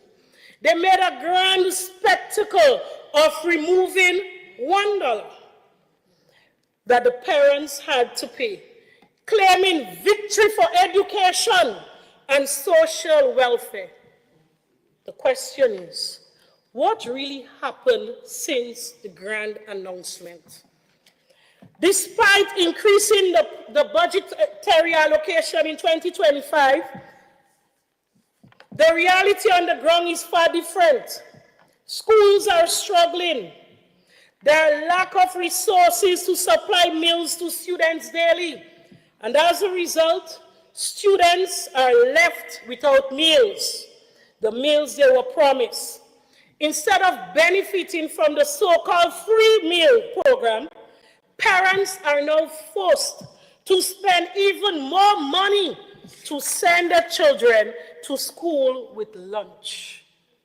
These are the facts, Mr. Speaker, because government has failed to deliver on its promise. This is a classic case of poor planning and mismanagement, Mr. Speaker. The government was very quick to make the announcement, but very slow to ensure that schools had the proper infrastructure, the proper staffing, and the resources to provide these meals. What is the point of declaring free meals, Mr. Speaker, if our students still are not receiving it? Mr. Speaker, removing a $1 contribution without ensuring the sustainability of the program has done more harm than good. It is not just good enough to make policies for headlines. They must be backed up by proper execution. And this is yet another example of a government that rushes to make announcements but fails to govern responsibly. Mr. Speaker, we call on this government to ensure that going forward, that schools have the necessary resources and deliver on the promise they made to all students and parents. Because right now, the so-called free meal program is nothing more than a failed publicity stunt. Our children are the ones paying the price. Mr. Speaker, I was reading a report from the World Bank recently, and they made it very clear that Caribbean education is in crisis, and Grenada is not immune to this situation. Our students are being left behind due to outdated curriculums, ineffective teaching methods, and a system that is failing. Mr. Speaker, I'm making a point because as a country, we are not immune. I am not casting blame on any administration, but just to bring awareness. Hold on, Honorable. The standing orders demands silence when someone is on the floor. Proceed, Honorable. Thank you, Mr. Speaker. Mr. Speaker, our students are left behind due to outdated curriculums, ineffective teaching methods, and a system that is failing to equip them for the demands of a modern world. And if we are serious about securing our children's future, we must act now. This government cannot just continue with business as usual. We therefore strongly recommend that government engage with global partners to assist in curriculum modernization, teacher training, and digital learning integration. We cannot afford to ignore this crisis. And we, in the opposition, we stand ready to support any meaningful reform that will truly prepare our students for the future. Mr. Speaker, as I conclude, I ask the citizens of Grenada to reflect on the theme towards Vision 75, Grenada, Resilient and Rising. Let us ask ourselves these questions. Rising for whom? Because for the ordinary Grenadian, this past year has been nothing short of a struggle. The reality on the ground is very clear.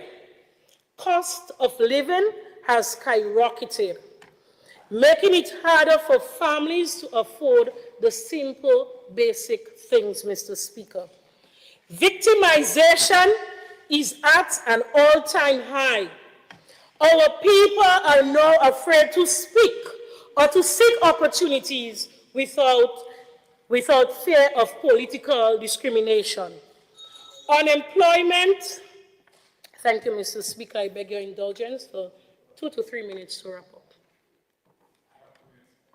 Thank you. Sorry, you have 2 minutes more.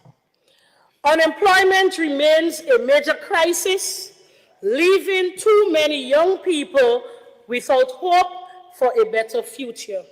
So I ask again, who is it really rising for? It is not rising for the farmers, not the workers, not the business owners, and certainly not the struggling families.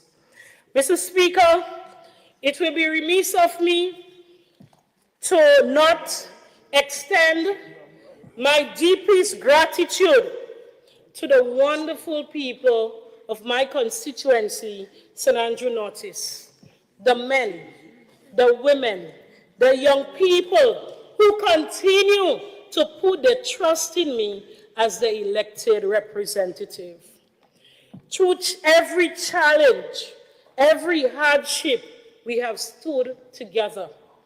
Despite the rising cost of living, despite the neglect from this government, and despite the poor policies that have made life even harder,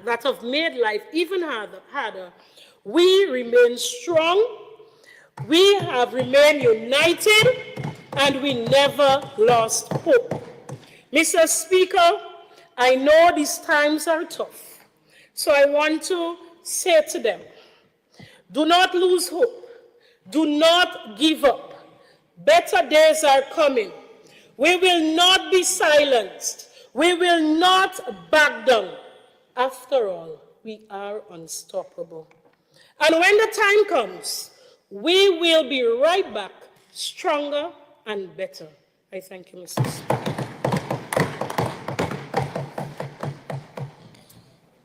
Thank you, MP for St. Andrew Northeast.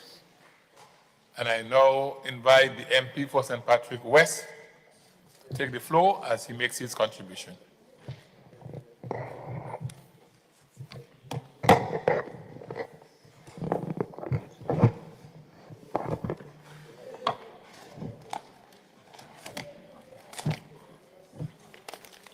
I thank you very much, Mr. Speaker, and I greet my fellow members of Parliament on both sides of the House,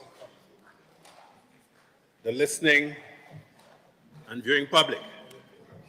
And Mr. Speaker, I will begin on the note on which the Honourable Member for St. Andrew Northeast ended. She said that they have to hold on to hope, and I agree, because they have already lost faith. Mr. Speaker, a few weeks ago, the Honorable Prime Minister quoted me, having quoted well, not quoted, but referred to a scripture verse while I was in Petit Martinique in February.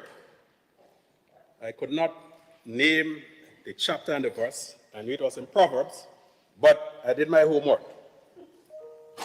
And therefore, I would like to remind my good friend to pay heed to the counsel of Proverbs 21:23, and also Proverbs 17:28. Mr. Speaker, I stand here to give my firm support to the estimate of revenue and expenditure presented by my colleague, Honorable Dennis Cornwall, last Friday.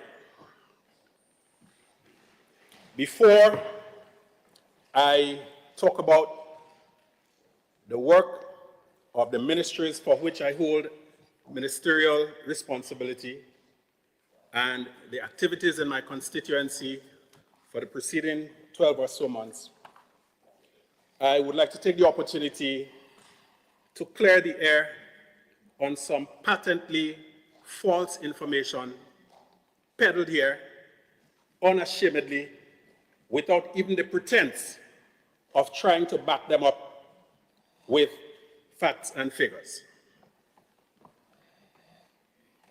Let me talk about Far Playing Field, which is located in Mount Craven in my constituency of St. Patrick West, Mr. Speaker. Some months ago, renovation work began on that playing field.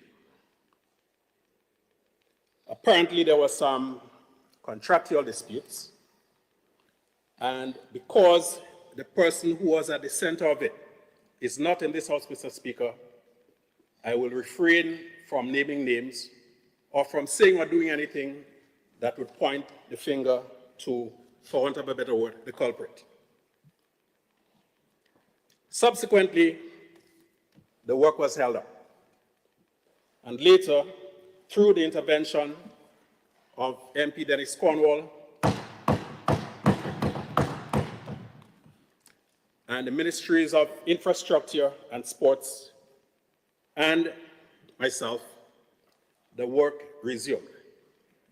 Mr. Speaker, I would like to ask the Honorable Member for St. Andrew Northeast to tell us how is it possible to be refurbishing the playing field and still have sports on it simultaneously. Mr. Speaker, there is something in Japan called ginkgo biloba that is supposedly good for memory. I think the Honorable Member might do well to consume some of that. The playing field at Cuthbert Peters Park in Guelph remained unusable for over 10 years under the NNP regime. A contract was given to a body of somebody. The field was dug up, and it remained like that.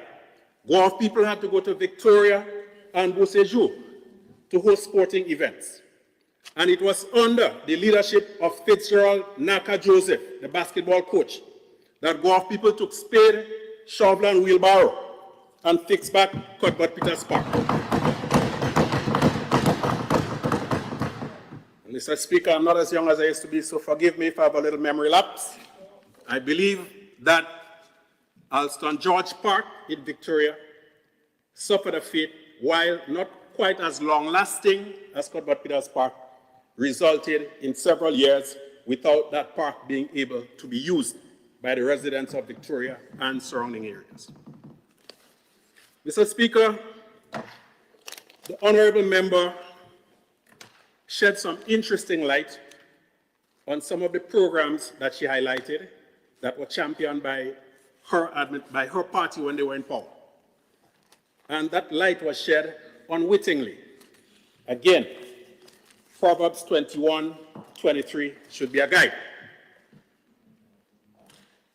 You talk about a program that held young people, in fact, in some families, 3 generations hostage to $700 a month with no chance of escaping, and you're boasting about that as progress. What we have done, Mr. Speaker, we have not dropped the program. What we have done is to convert those under the government system from lifelong trainees. That's the first time I see trainee was listed as a career, into bona fide workers, now being able to access financial services because they have a real job and nobody's taking advantage of them anymore for the sake of securing votes by telling them, if all you vote for them, other people go take it away. No threat whatsoever.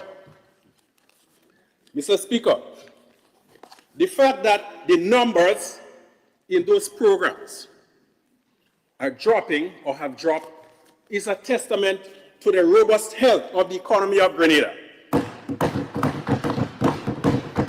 Those programs were created because there was nothing else for young people to do. Nothing.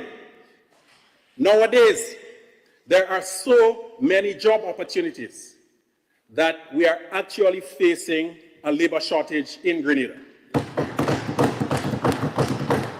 Just go to the sites that advertise vacancies. Go to Carriacou, go to Sates and try to get a plumber. Try to get a body workman or woman. Try to get an electrician, and you will see what I am talking about. It does not mean that the problem has been solved, because we still have elements of structural unemployment and so on. But Mr. Speaker, these are systemic issues that cannot be eradicated in 2 years, in 3 years, or in 5 years. If the brilliant minds could not do it in 28 years, I hear they say 23, they forgot the first 5 from 1984 to 1990, the first 6, 28 plus years, Mr. Speaker. And let us get something straight.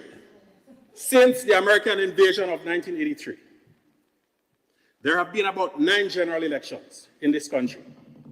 The new National Party has won 6 of them.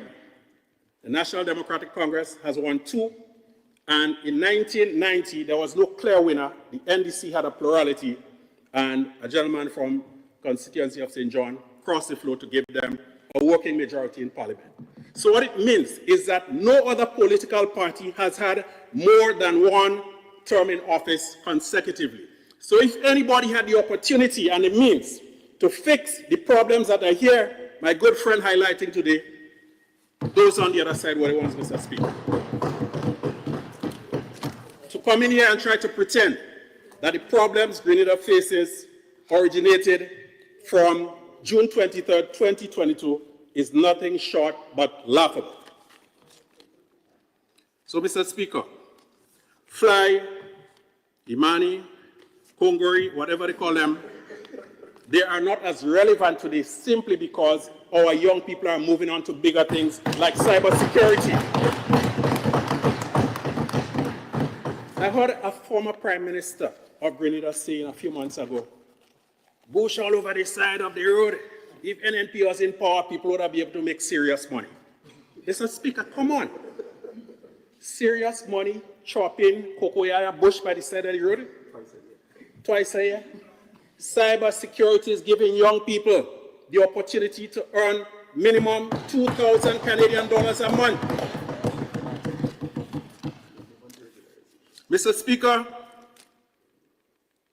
another, because I am enjoined by parliamentary procedure not to use the word lie, I won't say it. Another falsehood, Mr. Speaker, is that $150 were removed from seed recipients. Minister Delma Thomas was at pains to point that out.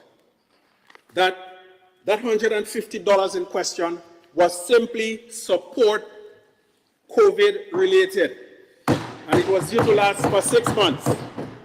The NDC government extended it by a further 6. But conveniently, she doesn't remember that, effective last year, all seed recipients 65 and over or suffering mental or physical disability have been receiving an additional $200 of support. Mr. Speaker, they talk about runaway inflation. When we come here to talk about the budget is about numbers. So don't come talking about runaway inflation. runaway inflation at 1.07%.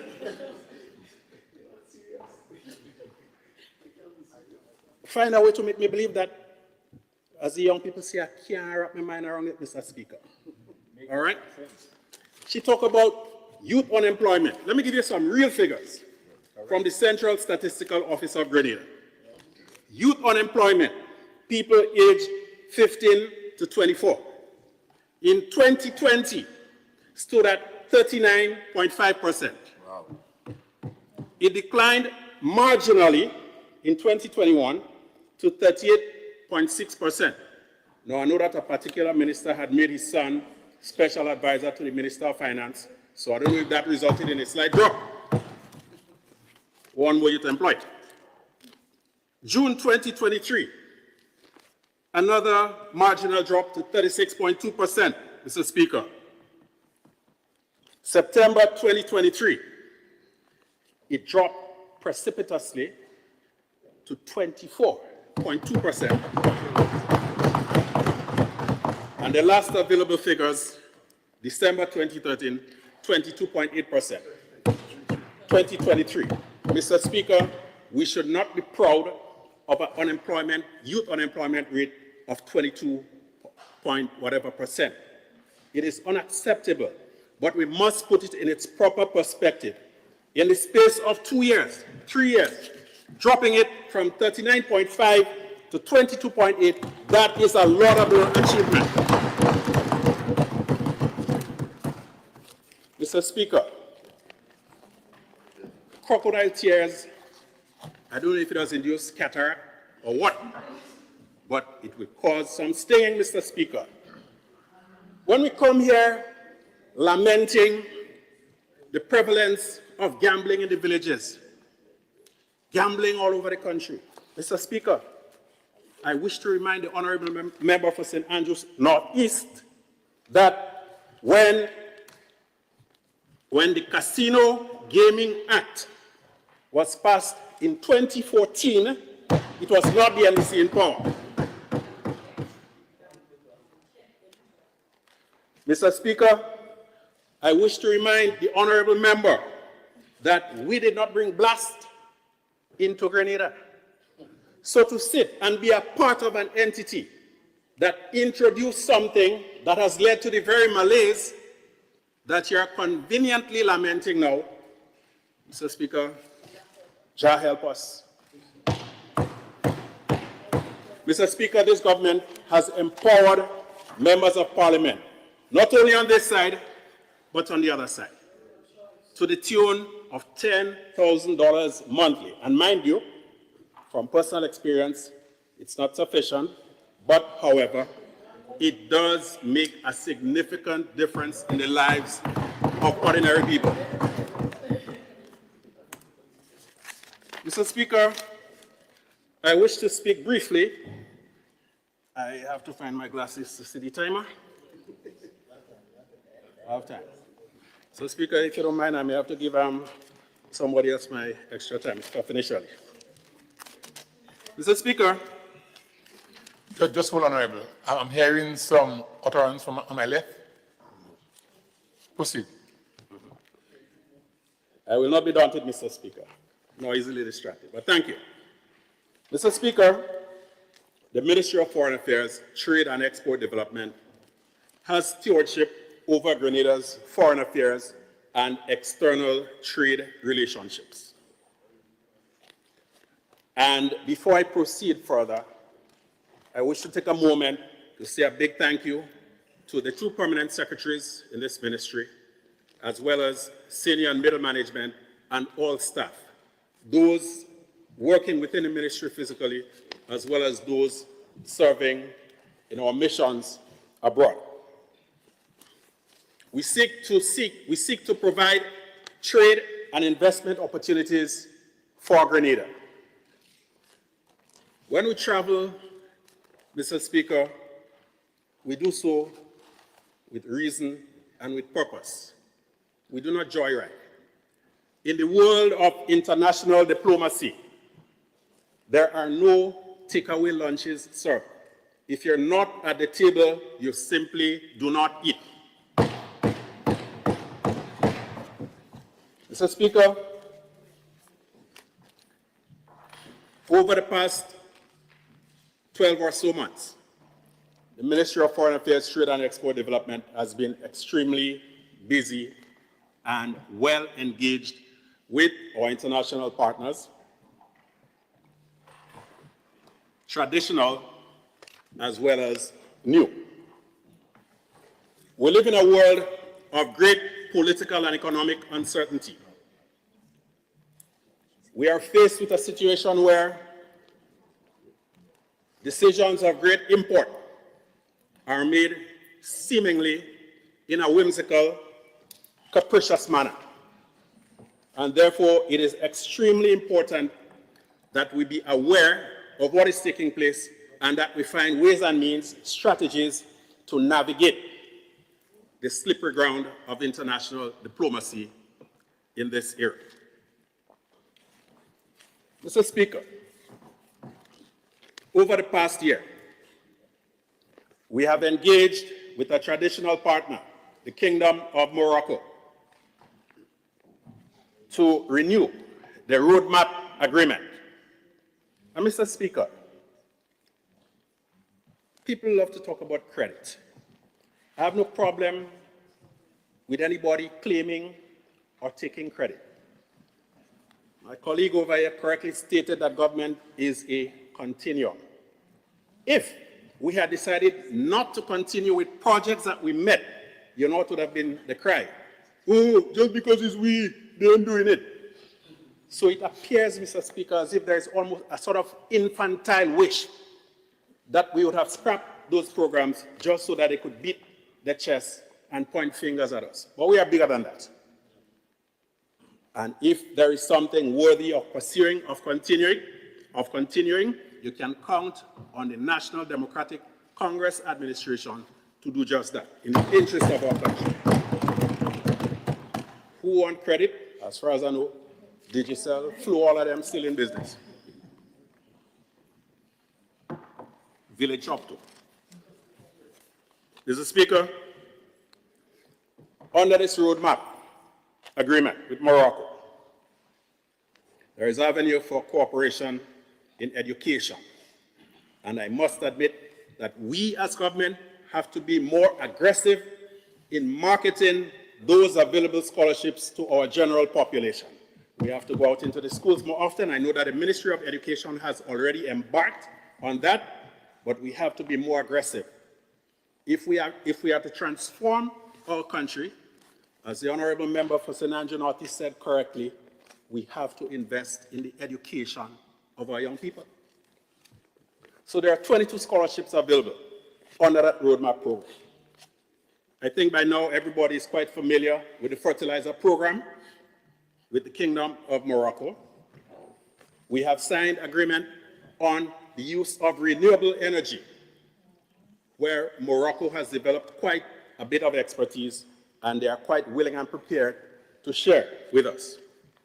Health, tourism, these are areas that we are going to continue collaborating with the Kingdom of Morocco so that it can all redound to the benefit of our country, Mr. Speaker. Mr. Speaker, old people in Chantemel say, if crab don't walk, it can't get fat.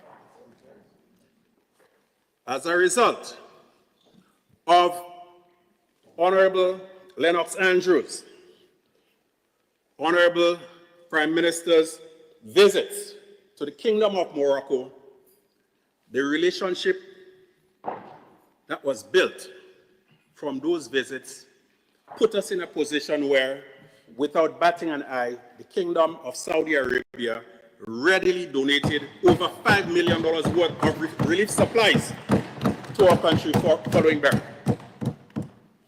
If you don't go out there and look for it, it won't come here to meet you. It's a competitive world out there. We have to start seeing certain things not simply as expenses, but as investments.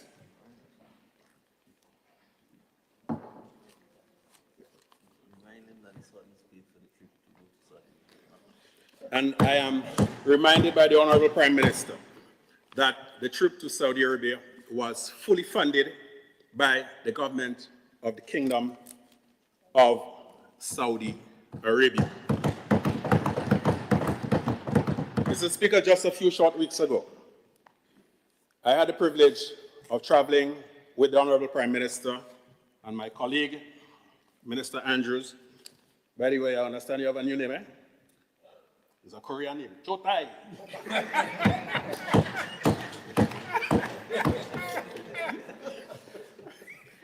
We traveled to the People's Republic of China, and there, something historic happened.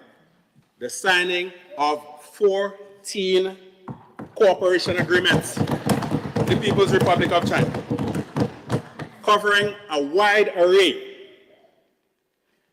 of subjects: agriculture, health, education, transportation, ports, renewables, name it, economic development, the blue economy.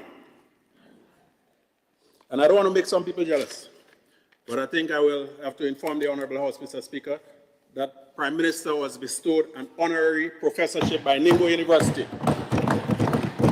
So there is nothing wrong in calling him Professor Mitchell. Well earned, by the way. Yes, yes. Mr. Speaker, Cuba. Cuba continues to be a trustworthy friend and partner, not only of Grenada, not only of the Caribbean, but of peoples the world over. When the COVID pandemic broke out, Cuban doctors went as far as Italy to provide services. I didn't hear anybody talk about human trafficking or nothing like that. Mr. Speaker, we have not just a legal obligation, we have a moral and ethical obligation to stand by the people of Cuba. Were it not for the selfless support of Cuba, many of us would not have had the opportunities for further education that we got. On the other side, the honorable member from St. Mark, testament of that. So give a little table enough for that. No. The renowned economist, Honorable Chotai, Brother Dennis Cornwall, and myself for a brief period. Our health infrastructure would collapse without the generous intervention of Cuba. And for that, we must always take a principled stand and at all costs avoid being opportunistic or transactional as it relates to the relationship between Cuba and Grenada. So the Prime Minister led a delegation to Cuba on an official visit, and again, a number of very important cooperation agreements were signed: health, education, environment, culture, and so on. Mr. Speaker, going back to travel again. In 2023, the Prime Minister and I attended a very important event in the Bahamas, ACTIV. I think it's Africa-Caribbean Trade and Investment Forum. And that is where we met the great Nigerian industrialist who was our guest of honor at Independence this year, Mr. Aliko Dangote. There was no way that we would have made contact with Mr. Dangote had we not been there. We have already begun to see the fruits of our engagement with him, and this is just the beginning. The Ministry of Foreign Affairs continues to engage foreign partners to negotiate for scholarships. We have had offers from the Republic of Serbia, from the Republic of Georgia, from Portugal, and from a host of other countries. And that, Mr. Speaker, can only come about because we recognize that if we sit in St. George's, nothing is going to fall into our laps. A hunter doesn't hunt in a cage. You have to go out in the wild. Mr. Speaker, it is well known the malaise of our health system. But we are not just crying about it. We are actively pursuing avenues to remedy the situation. And currently, we are in negotiations with the Nigeria International Cooperation Agency to engage the services of critical medical specialists that we currently lack in Grenada. Nephrologists, anesthesiologists, critical care specialists. Very often we can only do emergency surgery because the general hospital has only one 70-year-old anesthesiologist. Poor man want to retire, he can't retire, because if he retire, a lot of people go dead in Grenada. So we are actively pursuing that. Mr. Speaker, anybody who spent 28 years in power and was interested in lifting the quality of healthcare would have not had his or her country in the state of near collapse of the health industry at this point in time. And we have to continue to talk about the 23 and the 28. You all are quick to claim the so-called good things. Claim the ugly baby too. Did I make it? Mr. Speaker, every time I think about Palestine, a lump comes to my throat. It seems as if, Mr. Speaker, the world has lost its conscience. We hear homes bulldozed in Palestine, and it's just another news item. We hear a family of 17 gets bombed at a wedding or at a christening, and it's no big deal. Mr. Speaker, we are people who go down on our knees and pray and all kind of things. Do we pray simply because we know how to do it, or because we actually care, Mr. Speaker? Yet, in spite of the suffering and the tribulations of the Palestinian people, they are quite prepared and willing to share whatever little they have with us, and to that we must say thank you. Palestinian doctors came to Grenada because of a cooperation agreement. There is one elderly lady in my constituency, 80 years old, who had cataracts removed from her eyes, and she can now see. Didn't cost us a cent. Little Jamaican girls say gratitude is a must. Let us show it in deeds. Mr. Speaker, recognizing that no island is an island, and that even those who are of continental proportions, contrary to what they may think, they too are not islands. We have set out quite deliberately to widen and deepen our diplomatic outreach. And so we have taken the bold step to set up a diplomatic mission, a high commission in the Canadian capital, Ottawa.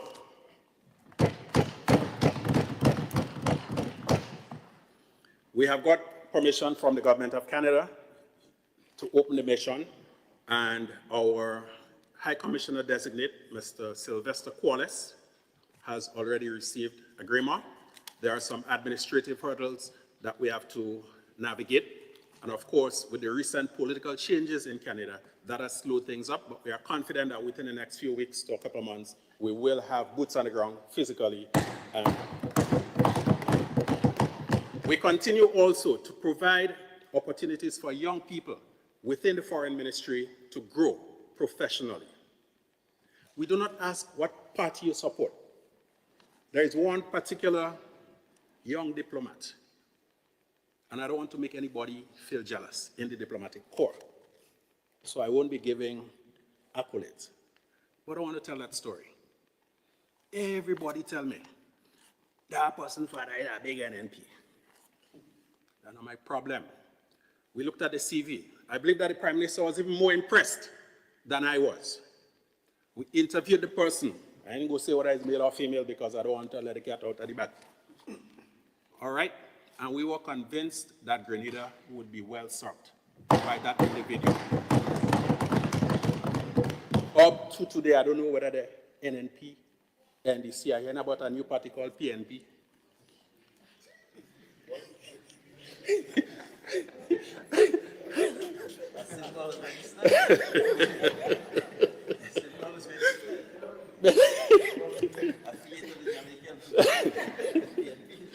Yeah.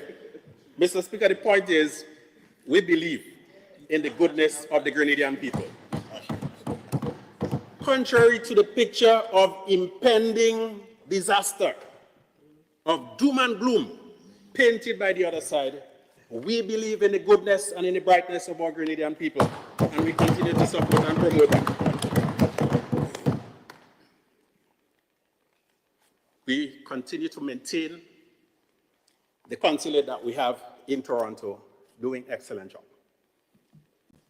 We have recently appointed a Grenadian businessman of Indian origin as High Commissioner, non-resident High Commissioner to India.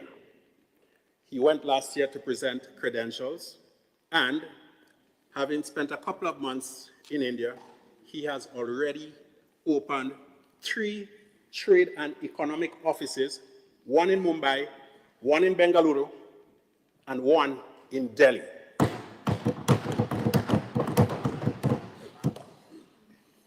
Recognizing our financial limitations, very often we have to resort to using honorary consuls rather than full-fledged diplomats to get things done that otherwise would be left undone, to represent our citizens if they're in little difficulties, to seek trade and investment opportunities for us, and to provide general services at minimal cost to the government and people of Grenada.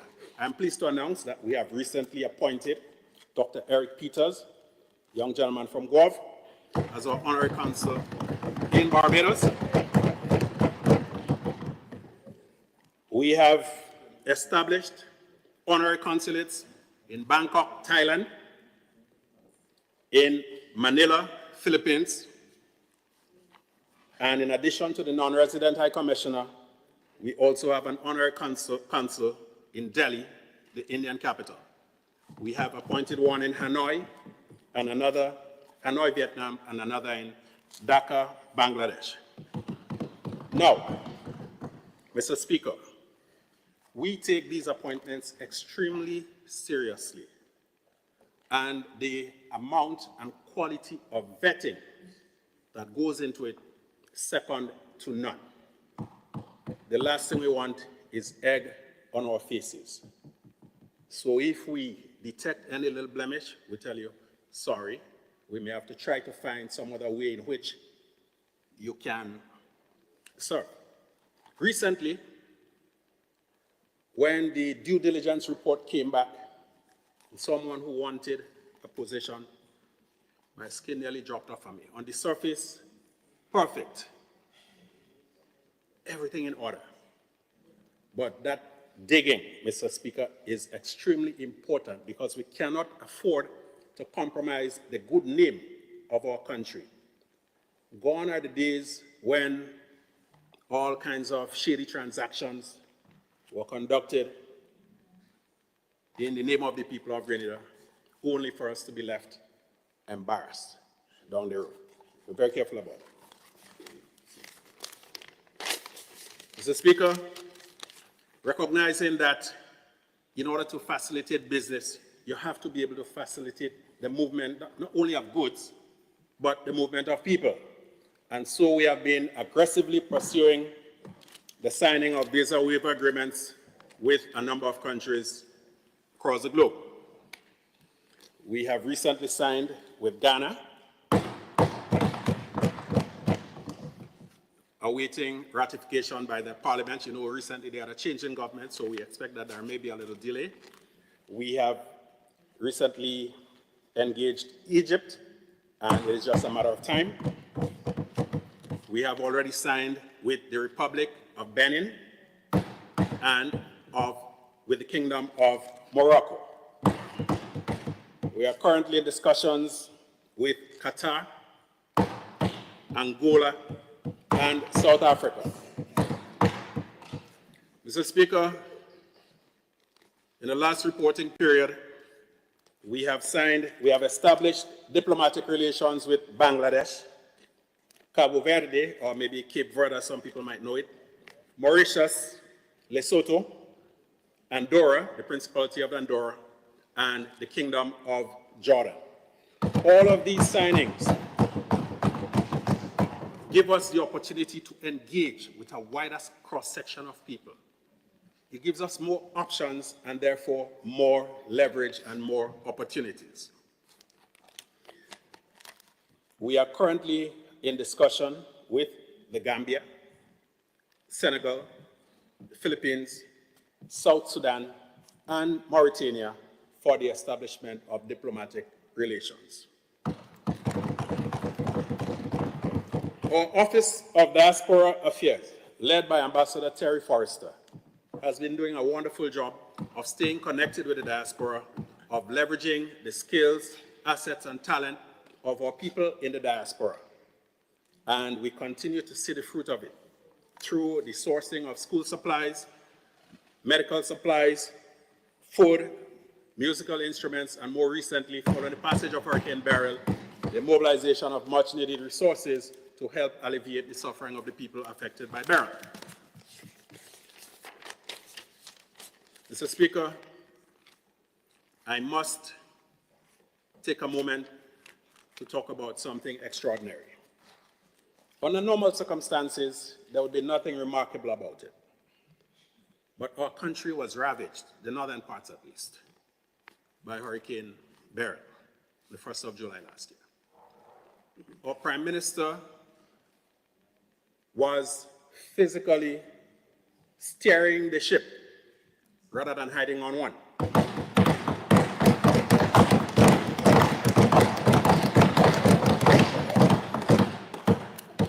He could easily have asked for the CARICOM summit to move to another island and delay his chairmanship. But knowing that he had the backing of a solid team of rookies, he declined the offer to postpone. And his 6 months in office marked by strong advocacy for climate justice, especially for small island developing states, by clarion call for reparatory justice. And his interventions have not gone unnoticed. In Barbados a couple weeks ago, the EU Commissioner, Ms. Ursula von der Leyen, was publicly called out and had to respond. She had no choice, by our indefatigable, indomitable Prime Minister. The Prime Minister endorsed and promoted the Regional Digital Resilience Strategy during his tenure. He promoted the creation of Digital Skills Fund, which is designed to train 10,000 CARICOM youths in digital technology. He presided over the launch of the DigiSmart CARICOM Digital Skills Initiative, just to name a few. Grenada, you are well led and well served by a wise head on young shoulders. Mr. Speaker, in the area of trade and export development, we have been quite busy, and kudos to Permanent Secretary Clark and the team in Trade and Export Division, who have been working tirelessly to ensure that we build a sustainable, diversified, and resilient economy, who have been working to upgrade the abilities of the Bureau of Standards so that it can better serve the stakeholders. The Trade Division has consistently organized, and each time it's bigger and better, the Made in Grenada Expo, which is traditionally held around the Independence time, sometimes on the Carnage and the stadium, or both. They have also taken it outside of the St. George's area by hosting it in Granville, and on 2 occasions in my hometown, Sauterne, providing opportunities for people who would not have had the chance to display their wares and their creativity otherwise. So I commend them for that. Mr. Speaker, I turn to events in my constituency. I think by now everybody knows that I had to leave Parliament in a rush in March, almost a year to the day, last year, because of a devastating fire that left about 18 people homeless in my home village of Chantimel.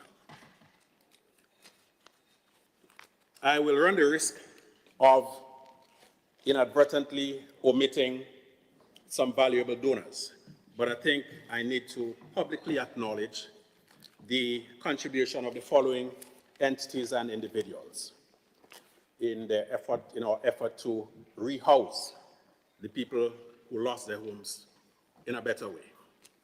Grenada Cooperative Bank Limited, Hubbards, Huggins, Rannick & Thompson, Grenada Resorts Limited, that is the Chinese project in Liver, L&M Industries, Tantimurl, Shelter Solutions, the Embassy of the People's Republic of China, Ministry of Social and Community Development, Gravel and Concrete Corporation. And I wish to also publicly recognize the selfless, untiring efforts of Shantivik, which is a committee that I put together to spearhead the relief and rebuilding efforts. That committee is headed by retired principal teacher, Mr. Speaker. I retroactively ask your leave to call names. Teacher Faith Phillip, Pastor Richard Alexander, and Ms. Solange Logie. The community has been rallying around the victims, and I'm pleased to announce that of the 5 houses destroyed, we have already begun construction on 3, and I'm advised that by the end of this month, a 4th one will be starting. One of the problems we are facing, which is a tribute to the strength of the economy, is that we are finding it difficult to get workers. Yeah? Mr. Speaker, we have to applaud the initiative of our people. And I wish to call out to a young man named Richie Rush from High Street, Sauterne, who runs a car wash business, who dedicated 1 day's takings from his business to burial relief. He donated cash and water. And this is a young man, probably in his 20s. And we are quick to point out about delinquency and youth this and youth astray. We have to give them the plaudits when they deserve it. Ambassador Richard Nixon has stepped up in a big way, both regarding Chantimel fire and burial. There's a past student of mine from the Anglican High School, Ms. Sarah Banfield, who provided invaluable support to the farmers in terms of having the fields cleared by providing chainsaws and so on. The Venezuelan embassy also contributed specifically to St. Patrick, as well as did the Japanese embassy. I wish to say thank you to all those entities and individuals. Mr. Speaker, our people are regaining their entrepreneurial spirit. More and more, when people visit me at my constituency office, is not to ask for plyboard, but to ask for a cooler so that they could sell drinks, to ask for a deep fryer, to ask for some material to set up a little parlor. And that is the kind of thing that we have to encourage. A country cannot be built by half of the people sitting down and expecting the other half to mind them. We have to get rid of that culture. And I am pleased to say that I'm seeing signs of it in St. Patrick. There's a young lady, Miss Lynette Narayan from Redmond, who has set up a thriving agro-processing business in the Nutmeg area. Creams, sprays, rubs, ointments. And the Ministry of Trade has been giving her exceptional support. There's a gentleman in Mount Craven, Mr. Everett Fraser. Mind you, I'm not taking credit for that, but just highlighting for information purposes how some people are using the initiative to boost themselves and their communities consequently. Mr. Everett Fraser is one of the best known joiners in the St. Patrick area. He invited me to tour his facility, a new facility in Mount Craven, Front Street. And it's going to be top of the line. Office space, space for computers, all different kind of things that a modern setup requires. He said to me, I'm getting down in age. I want to leave a legacy. I want something to continue even after I leave. And that is the kind of vision that we have to support. There's a young man too in the creative field, David Gordon Jr., who for 2 years has been running the Northern Lights Festival, which is comparable to what takes place in quarantine around Christmas time. And my office in Sates has been giving him exceptional support. The Ministry of Finance, the concessions desk, they're always very supportive, so I want to thank Minister Cornwall, PS Sylvester, and the rest of the staff at the Ministry of Finance. These are the kinds of initiatives we need to push in the rural areas so that Grenada can move forward, everybody together. Mr. Speaker, after years of neglect, what passes for the infrastructure in St. Patrick has fallen apart. Case in point, about a month ago, I invited PS Alva Brown in infrastructure and the Chief Technical Officer to do a tour of my constituency so that they could see for themselves the state of the bridges, many of which are calamities waiting to happen. We stopped at one in Monkridge. We went under it, and they said, "Nah, Minister, we had to start on that one yesterday." I didn't say nothing, because I know better.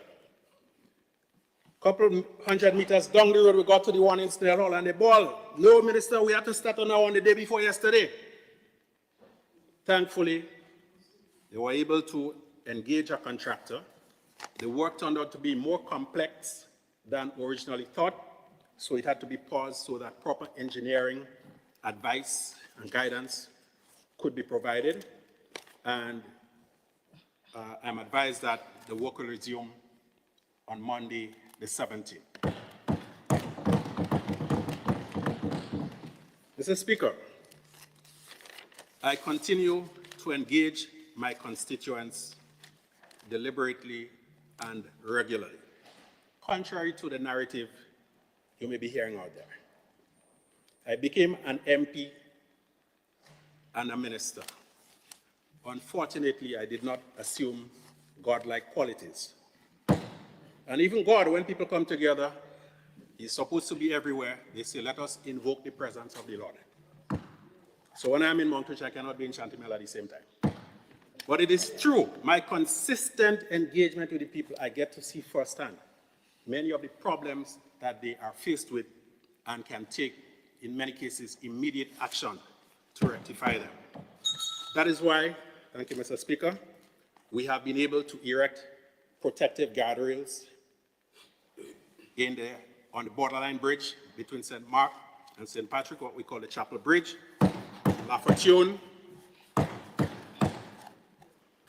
in Hermitage, in Canal Road, we are in the process of having them installed. A contractor has been identified.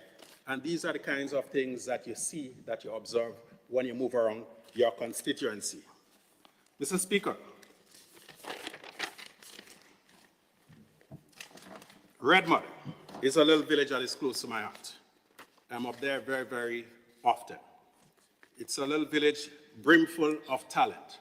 only a handful of inhabitants, a few families, the Lahis, the Narines, the Williams, and one or two others, Fletchers.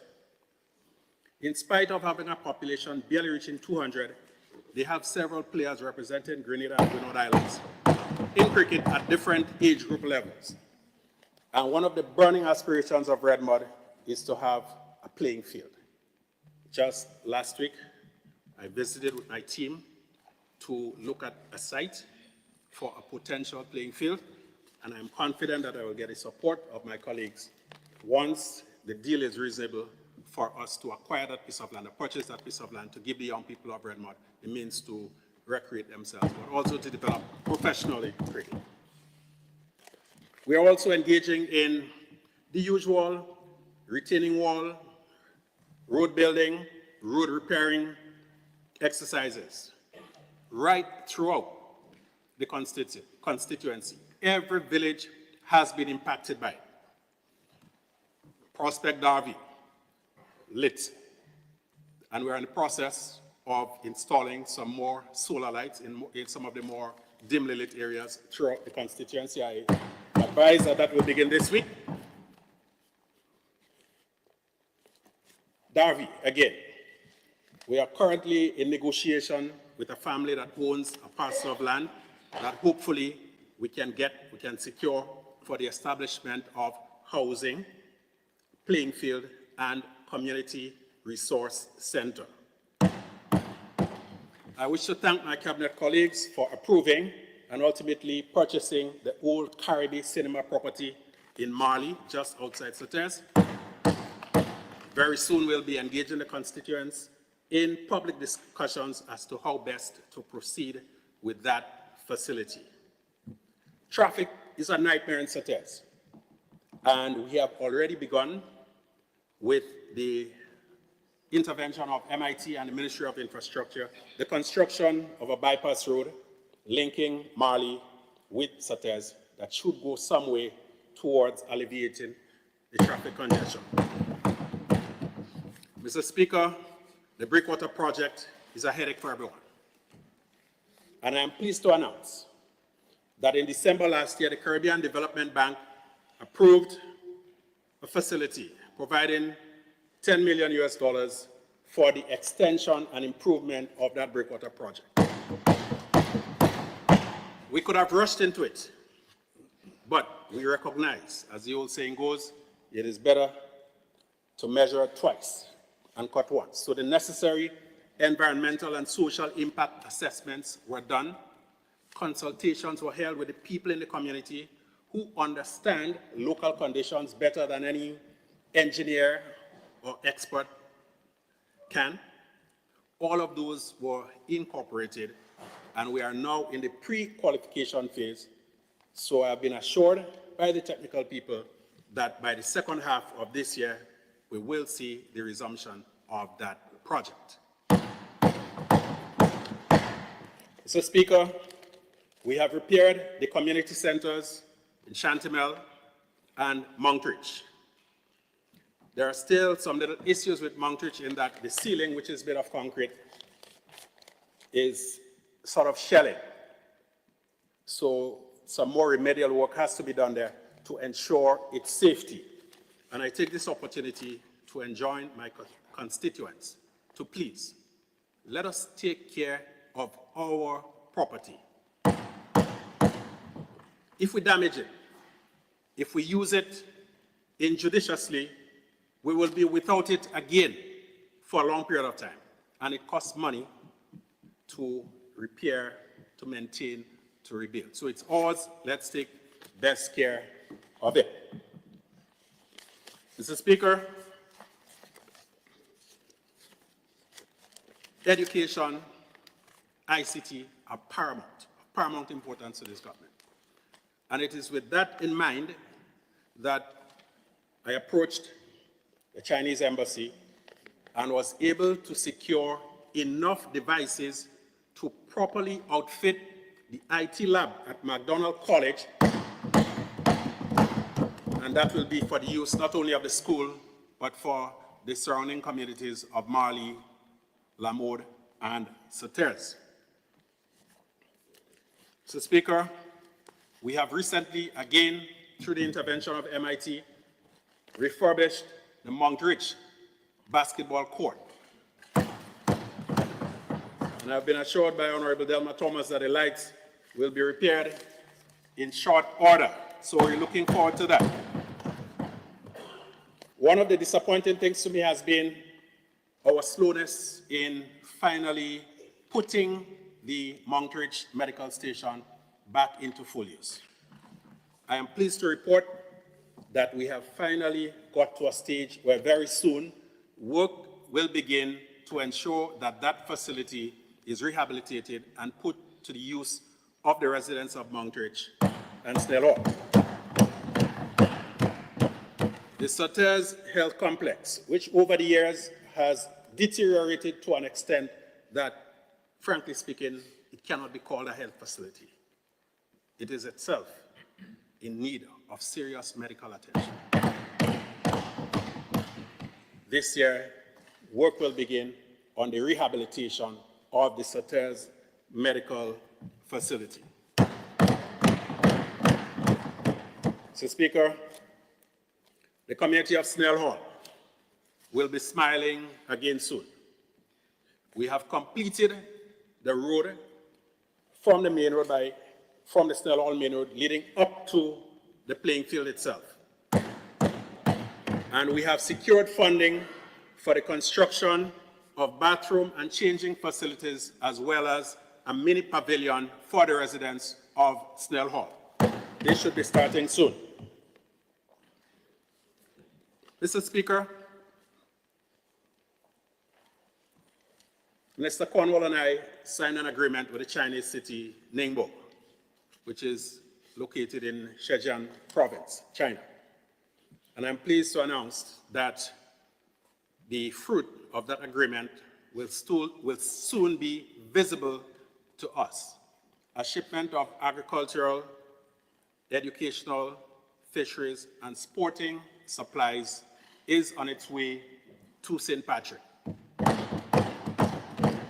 Mr. Speaker, we also sought, Minister Cornwall and I, and obtained a brand new custom-built ambulance for the people of St. Patrick.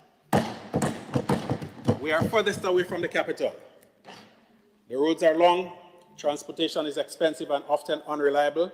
Therefore, it is important that we put in place measures to protect and to serve the people of St. Patrick. And Minister Karen James, I understand that all you borrow, we ambulance. We want it back soon. Anyways, for all the people of Grenada, I'm just being a little facetious here.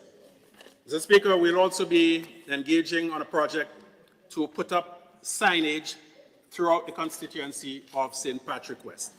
That may seem an unimportant task, but trying to find your good friend Pedro, not Honorable Peter David, and somebody tell you, just go down so and then you go see an old truck around a corner, and there we stay. And you get there, and the night before, the scrap metal dealers, they had removed the old truck. And you're lost. So we are going to take care of that. We are going to take care of that by erecting proper signage throughout the constituency, Mr. Speaker. We have also done some temporary work to provide better sanitary facilities for the people of St. Patrick, particularly those in Sotters or those who visit Sotters, by repairing the public toilet at the Breakwater facility and also repairing those at the Sotters bus terminal, which in itself is another story, Mr. Speaker. After years of nobody paying any attention to it, the vegetable market, the meat market, the fish market, there's some work being done on the fish market, started by the previous administration, so take your credit, and the shelter at the bus terminal area. All of these require urgent attention. We have identified the public buildings in Sotters, and we are going to work with the Ministry of Infrastructure Development to take steps to ensure that where possible, they are restored. If they cannot be restored, they are demolished and something better put in their place. I'm not saying that these will happen next month, But all of these are things that we are looking at as a means of enhancing the physical beauty of Sates and providing more and better economic opportunities for the people of the Northern Parish. Mr. Speaker, as I close, it would be remiss of me not to congratulate the Honourable Member for St. Andrew Southeast on assuming the position of Leader of the Opposition. Mr. Speaker, I wish her a very long tenure in that position. Mr. Speaker, I would also like to congratulate her for staying the course, unlike her predecessor. She has shown that she has the stamina to stay for the whole day.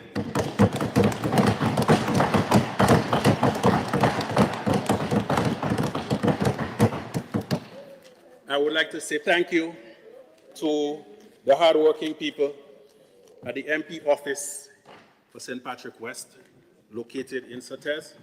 Your service to the public has been exemplary. I've never called on you and not got something, if not immediately, as soon as practicable. Same goes for the Ministry of Foreign Affairs, Trade and Export Development.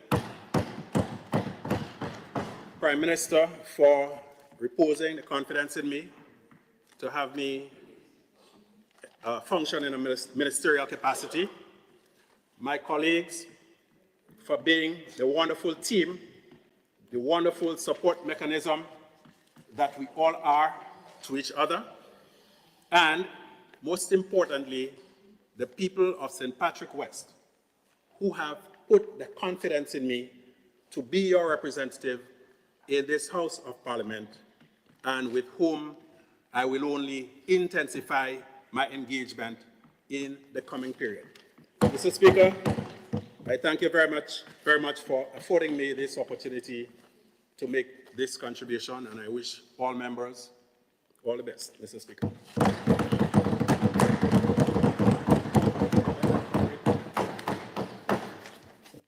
Thank you very much, Honourable MP for St. Patrick West, for your presentation. And I now turn the floor over to the MP for the constituency of St. John to make her contribution.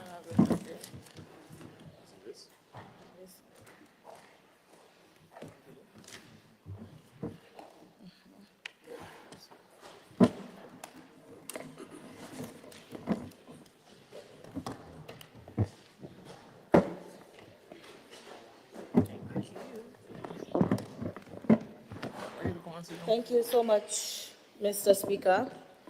I stand before this honorable House this evening with deep pride and an unwavering commitment to the people of Grenada, and most specifically, my beloved constituents of St. John. Mr. Speaker, I wholeheartedly endorse the 2025 to 2027 national budget as presented by my colleague, the Honorable Minister for Finance, Minister Dennis Cornwall. Mr. Speaker, this is a bold and forward-thinking budget, one that secures the foundation for long-term sustainable development. It is a budget that is transformational, one that reflects not just